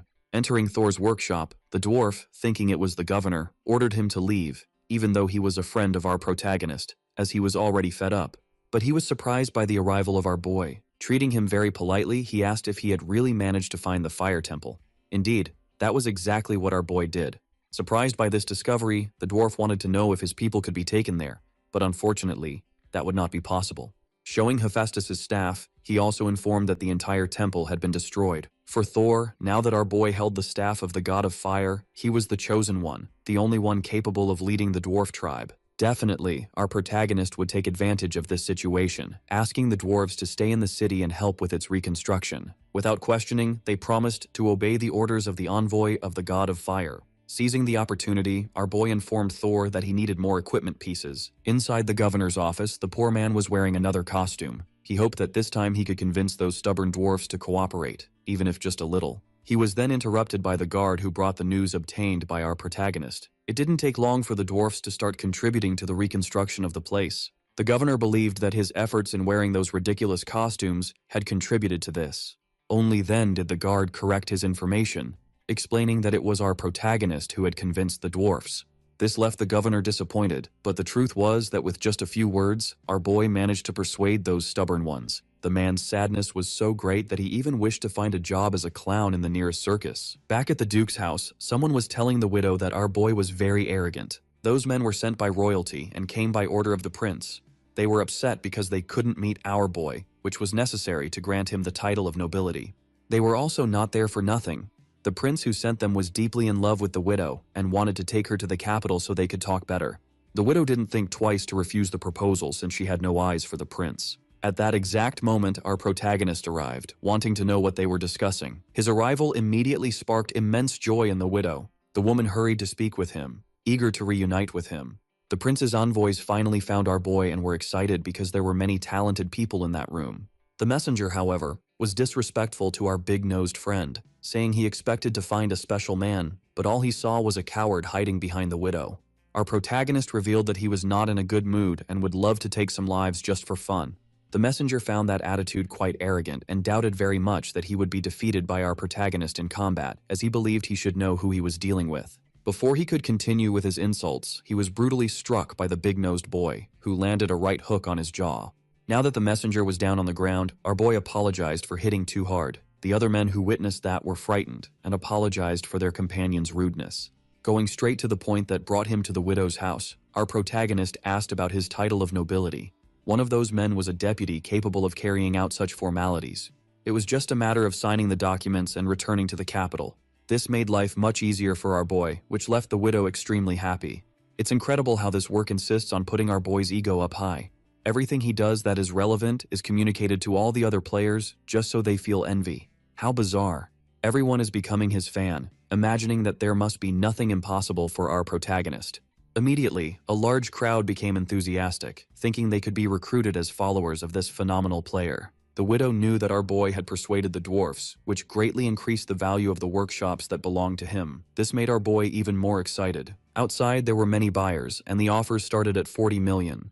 In a matter of seconds, the offers doubled in value. Everyone wanted to own property in that region. Our boy said there was no problem selling his shops, but asked those men to be patient.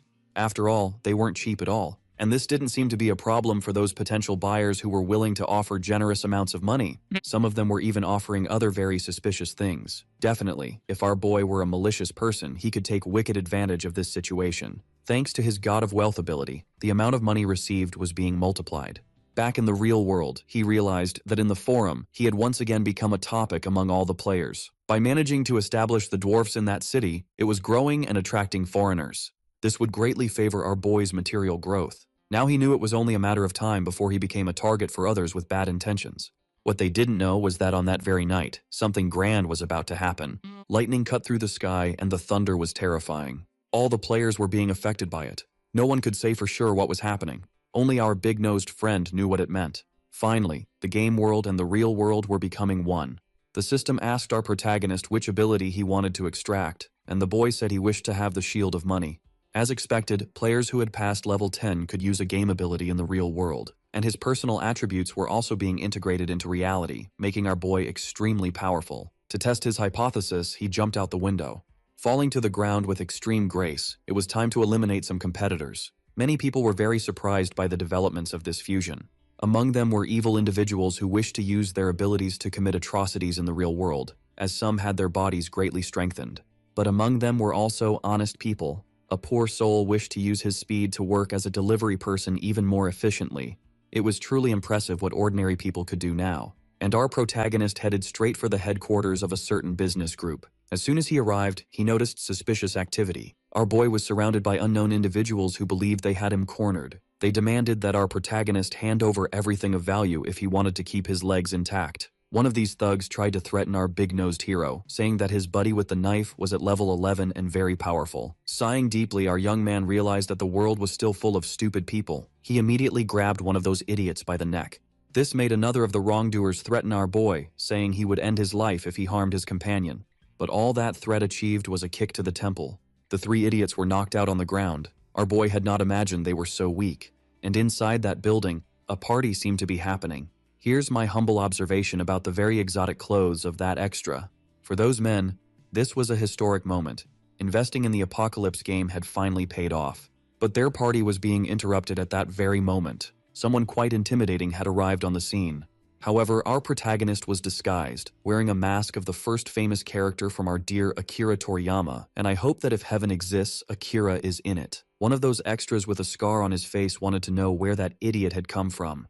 Removing the mask from his face, our protagonist wanted to know if he hadn't been recognized just by his voice. Those people immediately recognized him. Some believed he had been involved in a car accident. Mocking and belittling our boy, that scar-faced guy wanted to know if he had come to beg for money. But the truth is that our big-nosed hero was there to make things very clear. He knew that the accident that caused his parents' death had been caused by those people, and the man did not feel intimidated by the accusation. On the contrary, he wanted to tell the whole truth. One of his henchmen tried to interrupt the confession since the scar-faced man was very drunk. But before he could do anything, our protagonist placed one of his fingers directly on that extra's idea maker. Since he was asking the questions in that place, he didn't want to be interrupted. He wanted to hear the truth now, and it was best that they did as he was asking, as this could contribute to a peaceful death. The extras couldn't believe he had pierced a skull using just his finger. That shouldn't be possible. One of them began to suspect that our protagonist might be the famous player of the Apocalypse. Hearing this conjecture, our protagonist realized that not everyone there was so stupid. Still, the scar-faced man did not feel intimidated. In fact, he doubted very much that our protagonist could be someone so relevant. Then, approaching our boy, he confirmed that he had been responsible for sabotaging that vehicle. Everything exploded according to his plans. It was just a pity that that orphan hadn't died too. After hearing that, our boy found himself deeply immersed in a hatred he had never felt in his entire life. Even so, the idiot continued mocking the situation, believing that nothing would happen. Taking advantage of his monetary influence, he ensured that whoever killed our boy would receive a quality gold-level equipment. But none of those people had enough courage to try anything against our protagonist. And to make matters worse, our protagonist asked who would be brave enough to try something. Then he immediately grabbed that idiot's finger. Ensuring that he wouldn't have a quick death, he said that every bone in his body would be fractured. Our boy started with the fingers. After making him feel a bit of pain, he slammed his head against the ground. Taking advantage of the fact that he was already down, he stepped on one of his arms, crushing his bones. The idiot was very scared but still tried to intimidate our boy, claiming he couldn't do that. Taking advantage of the situation, our big-nosed hero tried to make that man tell the whole truth to the people who were there. Unfortunately, it took too long, and he ended up having his skull crushed. Those very rich extras were terrified. The heir of that large business group was no longer among the living, and the people decided to revolt against what had happened. The truth is that many of them did not know what had really occurred and were feeling disgust for the one who had been crushed. But for our protagonist, it was all just a fake act. He claimed that none of those people would escape. Everyone needed to know the fury of his fists. Running in desperation, it was every man for himself and God for all. But none of them managed to escape the building. Our protagonist was having fun. After 10 years, he achieved his long-desired revenge, and it lasted less than he wished. Leaving that place, our protagonist departed with a clear conscience, leaving bodies scattered on the floor. Far from there, a very rich person discovered that his power had increased significantly thanks to the game Apocalypse. With his current attributes, he could dominate a large army and take control of the company. But one of them, with a lot of common sense, knew there was a player at level 40, and he was the real danger. These men believed that their numerical advantage would be enough to intimidate him. While they were talking, the wall broke violently. Our protagonist appeared, saying they no longer needed to wait. None of those men expected to be found that way, especially since that location was secret. Motivated by revenge, our boy knew those people would plan to attack him in the future. That's why he was resolving the situation before it happened. Those poor extras could do nothing but scream in pain. Once again, our boy left with a slightly clearer conscience. Only this time, he left the building engulfed in flames. Back on the city streets, chaos took over everything. People were out of control. The army was mobilized to contain the population. They did this to preserve the little order that still remained. Our protagonist ended up surrounded by several of those men. Among them was the city governor, who approached him to introduce himself since he needed his help. Our big-nosed friend asked him to get straight to the point and not beat around the bush. As he could have already noticed, that city was succumbing to complete chaos. To preserve order, he hoped our boy could contribute in some way. In fact, he was inclined to help, but had a request to make in return. In the players' forum, our boy's identity was no longer a secret, and many people were surprised to know who he was, including that extremely manipulative and toxic girl who had discovered this too. She was already deeply consumed by her own madness, attributing the consequences of her own actions to her deceased boyfriend. If it weren't for that, she would still be with that stubborn jerk and now regretted having treated him poorly. Completely dissociated from reality, she still believed she could approach him once again. Back in the game world, players were commenting on what had happened in that region. Order could only be restored thanks to our protagonist's interference, who had become a hero. And after resolving the situation in the real world, he returned to the game, noticing that many people were talking about him. As he had many matters to resolve, he went straight to the dwarves' workshop. Thor was already eagerly awaiting his arrival. Our big-nosed friend brought interesting equipment blueprints and asked the dwarf to take a look. That was the claw of a level gold beast, and our boy wanted to know if it could be forged. The dwarf was impressed with the quality of that design. As long as he had the necessary materials, he could craft it. Our protagonist revealed that he had the blueprint for the complete armor set, which left the dwarf even more surprised. He wanted to know how long it would take for everything to be built. Putting his hands to his head, Thor revealed that with the help of his assistant, 3 days would be more than enough. With the deadline agreed upon, the two said their goodbyes. Our boy immediately went to the Beast Tamer's building. The person in charge of the place was honored to receive our protagonist once again. He even praised the little frog he carried on his shoulders, saying it must be a very honorable beast. But this comment only offended the extra, who honestly did absolutely nothing. Our boy was there to buy equipment for his beast and wanted to find the best available. What he particularly desired were the special fruits of levels 4 and 5, all of them. The seller immediately began packing the order. Gathering all the fruits, he placed them near the dragon and the phoenix egg. Our boy asked the salamander to eat slowly so it wouldn't choke. Examining the salamander's attributes more closely, he noticed they were so enormous they could no longer be measured. And in no time, the creature managed to consume all those fruits. Unfortunately, our boy had to wait for the egg to hatch and for his equipment to be made. He was very anxious. To pass the time, he decided to go to the mysterious forest aimed at players between levels 40 and 50. He went there because he wanted to gauge the strength of his dragon. Horrific creatures approached them intending to have a little fun. But the salamander spat fire violently. It easily defeated all the monsters that got too close. Thanks to this, they continued leveling up, but since they were already above level 40, they needed a lot of experience. Highly motivated, our protagonist wanted to enter the deeper region of the forest. In the game's world ranking, our boy was so far ahead in first place that there was no second place, as the difference was enormous. Some people wondered how our protagonist managed to be at level 40. Certainly, gaining levels from now on would be much harder, and he wouldn't progress at the same speed as before. Other players thought they would never reach level 100, as it had taken them months to level up just once. And after defeating several creatures, our boy didn't level up even once. While reflecting on this, he was reminded by the little frog that very soon the phoenix egg would hatch. Since he was very anxious, our boy summoned the egg to his presence. He was extremely excited, and the egg was already starting to move. Finally, its shell began to crack. The birth of that beautiful creature was truly different, resembling an explosion. A great pillar of fire and light materialized, and the little phoenix was already flapping its wings. Watching the majesty of that mythical creature, our boy was truly impressed. After all, he was very lucky. As if that weren't enough, its attributes were impressive, being even more powerful than his dragon. It could attack with flames, with comets, and even crush the souls of its victims. It was truly overwhelming. Petting the bird's head, he thought about what name he could give it since the mother phoenix had already defined one. Unfortunately, the boy chose a generic Chinese name, so I will just call her Fire Chicken. Even the creature didn't like the name given by our protagonist, a sign that she is indeed very wise. So he decided to use the name that the mother phoenix gave her. But for us, that is irrelevant since she will continue to be the Fire Chicken. Looking to the side, our boy noticed something about the dragon. Not far from there, a toxic cloud was approaching. It must certainly be rat poison. Those disgusting things could be very lethal. The dragon didn't think twice before launching its flames toward the danger. But our boy knew what that meant and asked the dragon to flee instead of fight. Those furious rats were advancing, ready to spread all the leptospirosis that existed on the planet.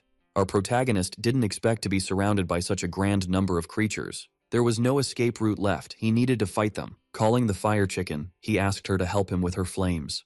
A great whirlwind of fire took over the battlefield. All those filthy rats were being incinerated. There was nothing they could do in the face of the power of a mythical creature. Our boy watched, impressed by that spectacular display of brute strength. And for the Fire Chicken, that was nothing. She hit what remained of the rats with an even more powerful attack, causing our protagonist to level up. Finally, he found a bit of joy. After all, he realized that with the Fire Chicken, gaining levels wouldn't be difficult. And once again, the work showcased our player's feats to all the other participants in that world, who were impressed that he had gained 2 levels so quickly. While they commented, our boy ended up gaining another level, which was truly impossible. Soon, the crowd grew even larger as he was gaining levels like a beggar receiving coins at a busy intersection. It didn't take long for this topic to go viral. On the game forum, people couldn't stop talking about how our boy was achieving such absurd progress. The boy with the disproportionately exaggerated nose had exterminated all the poisonous rats within a 2-kilometer radius, gaining a lot of experience. All thanks to the combined action of the fire chicken and the powerful salamander. It was time to go even deeper into the forest to continue leveling up. The first thing they encountered was an even larger number of poisonous rats. And like a true Pokemon master, our big-nosed boy ordered the powerful salamander and the fire chicken to work together. The animals charged into the attack impetuously.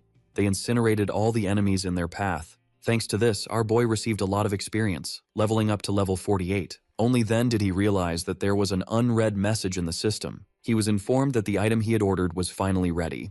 This was the sign that he needed to return to the city. Once there, he immediately went to the dwarf's workshop. Already knowing the news about the equipment, he was quite pleased when Thor presented that work of art. During the creation of the gauntlet, he discovered hidden functions. As soon as he held it in his hands, our big-nosed hero got a sense of what the gauntlet was capable of and was ready to test it in practice.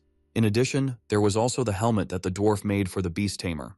With this new equipment, our boy was ready to ride a dragon and fight for Sauron's empire. He truly looked like a Nazgul. The sum of all his attributes was now truly terrifying, but to the little frog, he had become ugly. Disagreeing, the dwarf said that the appearance was really cool. The equipment was so useful that he could become invisible while using it. Very grateful, he said goodbye to Thor, mentioning that he had matters to resolve. Back in the city center, our boy heard rumors that something had happened in the neighboring city. The little frog who was with him was a big gossip and was eager for our boy to ask someone for a mission, and already knew who to do that with. Far from there, the powerful conjurer was studying when one of her servants interrupted her, stating that there was a visitor outside, but she didn't want to attend to him as she was busy. Even so, she was surprised by the appearance of our beloved protagonist. He went there to find out from her what was happening, and apparently, the neighboring city had been engulfed by a gray mist. According to the manual she was reading, it was an ancient evil related to a malevolent god. Our boy became interested in this matter, and according to the conjurer, this god was responsible for spreading plagues and viruses. Curious, he asked what the name of this malignancy was, and the conjurer informed him that it was Sekhmet, recommending that our boy not get involved in such problems. But the truth is that our protagonist wished to seek fame, and fortune favors the bold. Rising, the conjurer said she could accompany him since the Supreme Palace had asked her to investigate that. Indeed, it would be much safer for him to be in her company, which made the woman very irritated. After all, she needed to fix the teleportation device so they could leave. After they settled everything they were going to do, they said their goodbyes. Accessing the forum, our boy realized that the situation was indeed serious. The city was on the verge of destruction. Other cities were also experiencing strange occurrences, which left our boy worried. Now he needed to know what this evil entity was trying to put into practice. The next day, our protagonist was ready to go to that city in the company of the conjurer, who managed to fix the teleportation portal.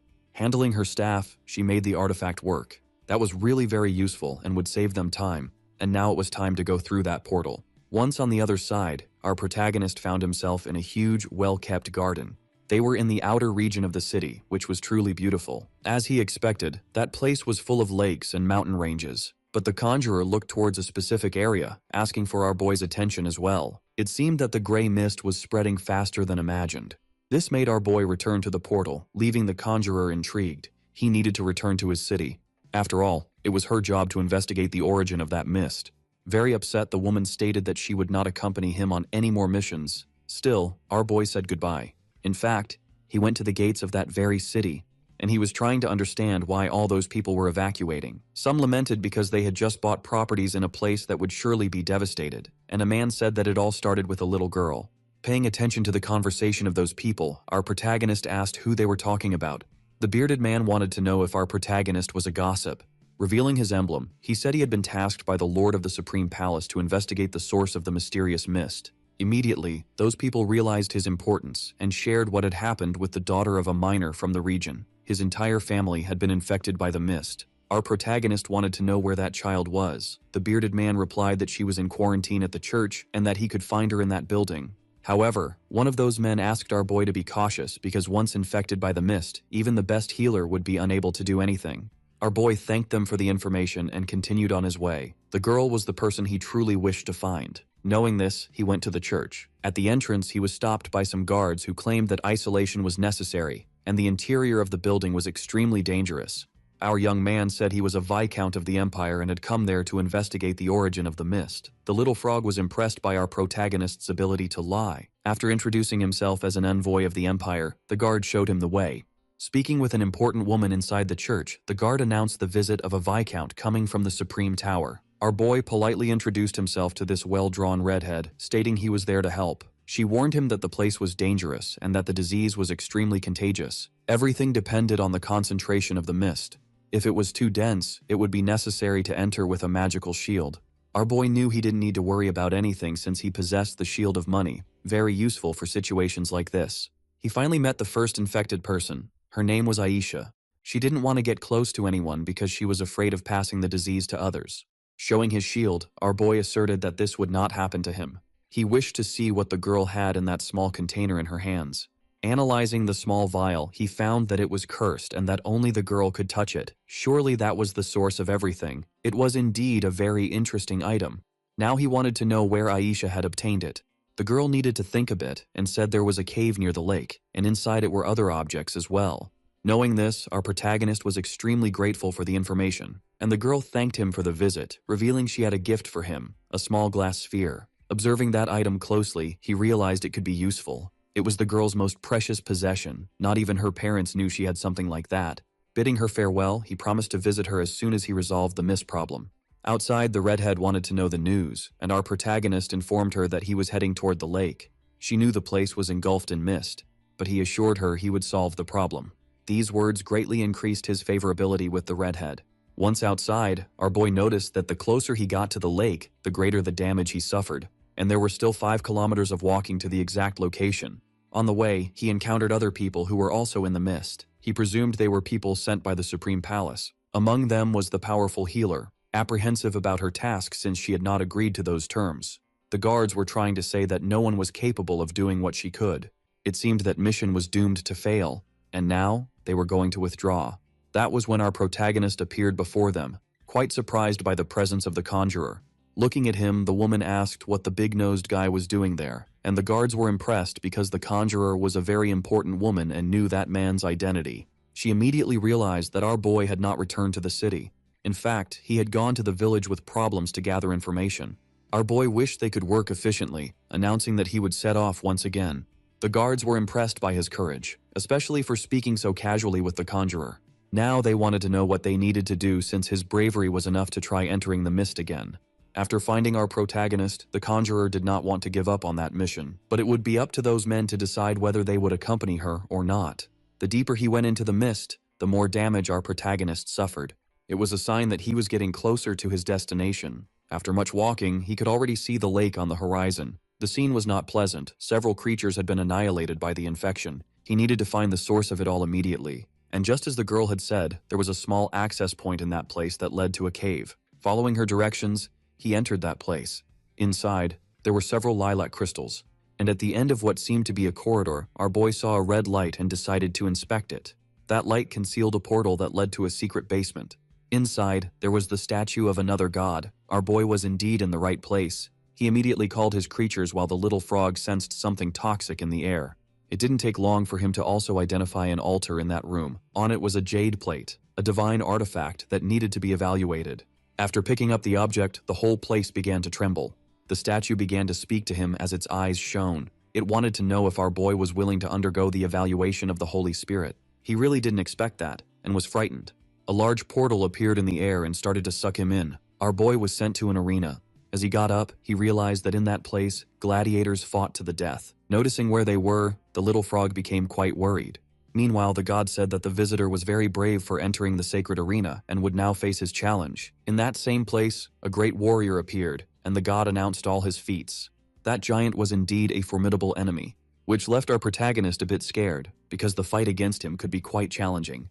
Even so, he called upon the fire salamander to participate in the battle. After all, he couldn't afford to lose. The little creature launched its flames at the giant, but nothing it had done so far was able to bother him. Still, our protagonist was satisfied because the dragon showed it had learned new skills. It was now much more agile. Changing the position of its attacks, it managed to deliver continuous blows to that enemy, until he decided to become furious. After all, taking hits without retaliating must be very distressing. Filled with a red aura, our protagonist identified that his enemy was more dangerous and that his defense had increased.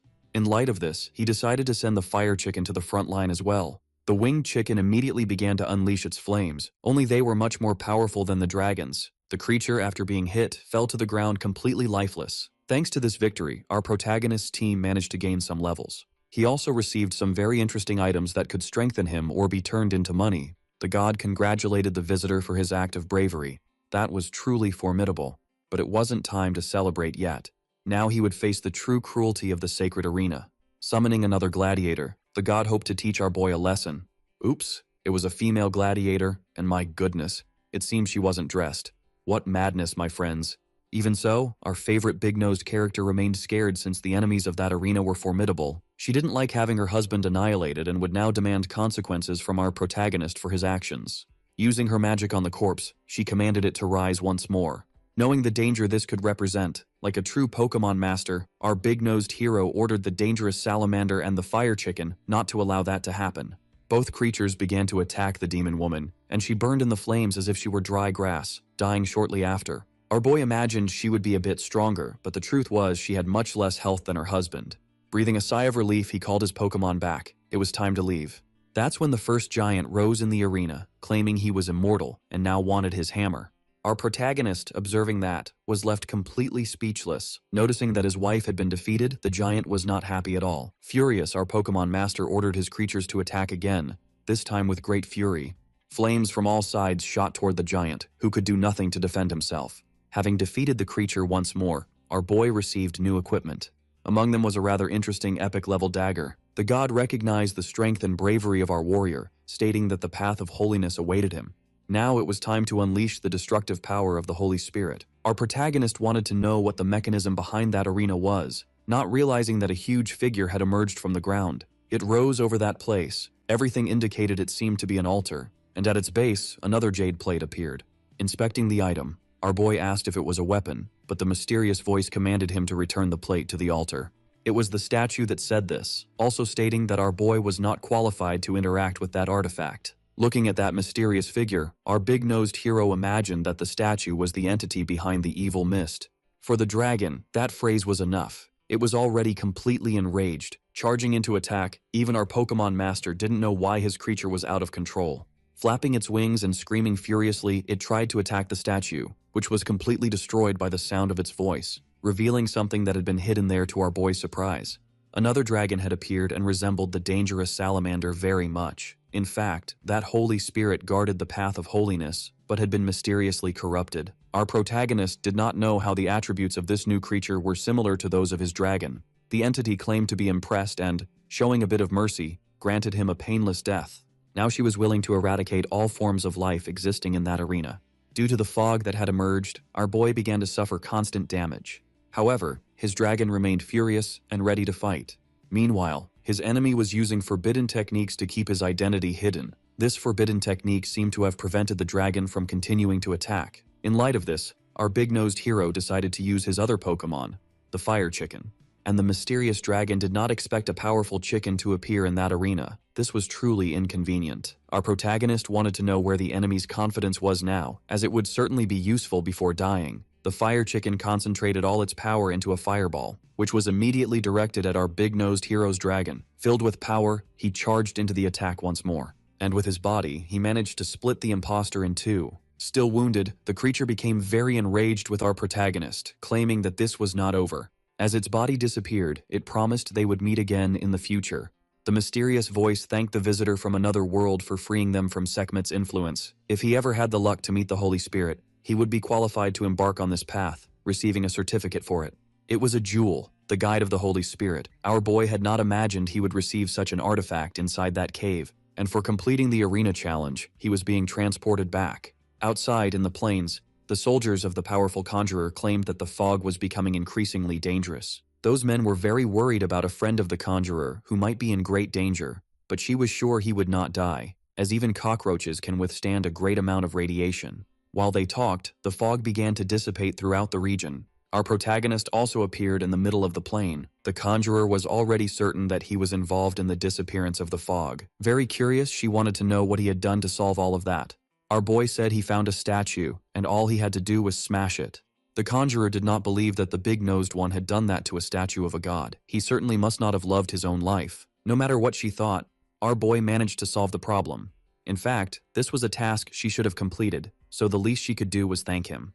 Our boy knew she had certainly been rewarded by the Supreme Tower for this task, and the powerful conjurer imagined that our big-nosed hero was already trying to take advantage of her.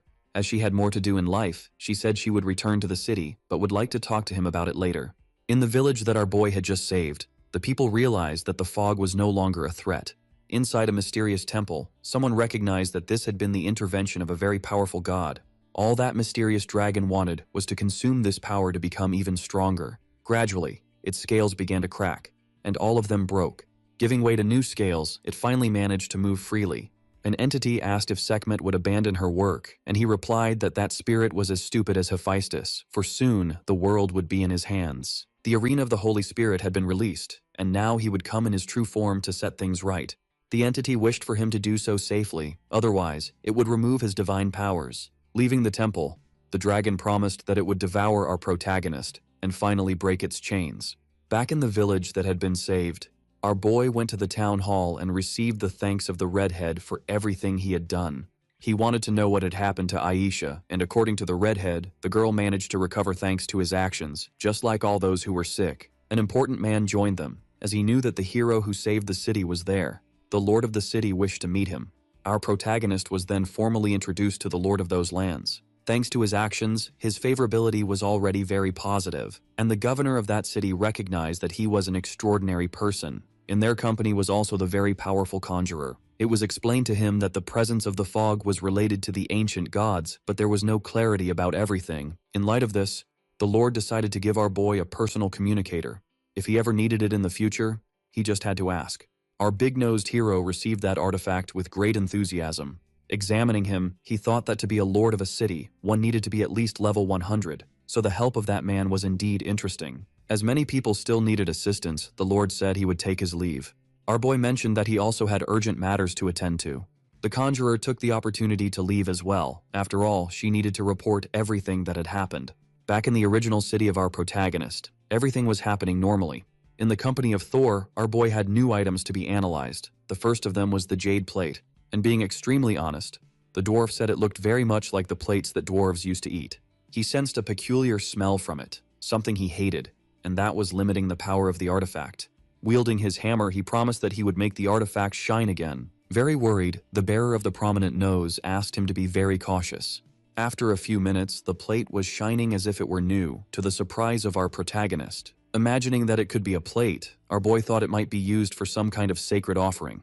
This only left him even more confused. Without answers, he decided to keep the plate for now. He also told the dwarf that there were more equipment outside to be analyzed, and Thor promised he would do everything that was asked of him. In the streets of the city, the frog praised our boy's determination, who was already almost at level 50 and could take on another level challenge. In the company of his dragon, he decided to find an interesting place to pass the time. They went to the devastated lands inhabited by dangerous scorpions. The frog was surprised by our protagonist's courage to fight against creatures above level 50. If he were attacked by them, he would certainly be in serious trouble. But our Pokemon master knew exactly what to do in such occasions. The fire salamander was already spewing its terrifying breath towards the monsters. The scorpions tried to flee from the wave of destruction, but there was nothing they could do. They were being annihilated as if they were pests. As if that weren't enough, in addition to the dragon's presence, our boy also summoned the fire chicken, and it proved to be much more devastating. High above, it accumulated its thermal energy. It melted any scorpion that was still alive. Those poor creatures were annihilated as if they were worms. The magnificent area attack was truly impressive, which left our protagonist excited. Thanks to that hunt, he managed to reach level 50, receiving other benefits. Now he was able to use the Eye of the God of Wealth. With the money, he could visualize specific information about his adversaries. The dragon also became much more powerful. It was practically an unstoppable creature. Once at level 50, it was time for our boy to take on the level challenge. He returned to the interior of the city, heading straight for the Lord's mansion. Inside, he began to talk to the governor, who was surprised to learn that our protagonist was going to the capital of the empire. Unfortunately, the teleportation device they used had been destroyed in the last invasion, which complicated our boy's life a bit. However, there was a hidden teleportation device inside the widow's mansion. Our boy was slightly familiar with this information, so he went to her house where he was warmly welcomed. Our boy continued to treat that woman with great politeness. He revealed that he had come there for a very serious matter. He needed to go to the capital of the empire immediately. Sophia offered her magical teleportation training to be used. As they headed to the location, the widow warned that it had been a long time since the last activation. She was still a young girl and didn't know if it could be used again. Even in light of these risks, she began to activate the device. The magic circle was now glowing, and our protagonist was very excited. After receiving her help once again, our boy didn't know how to repay such kindness. He promised that he would return after completing his challenge. Sophia wished for him to send her regards to the king. Our boy assured her that he would convey her words. Then the widow asked him not to forget to return to her one day. My God, how cheeky this woman is.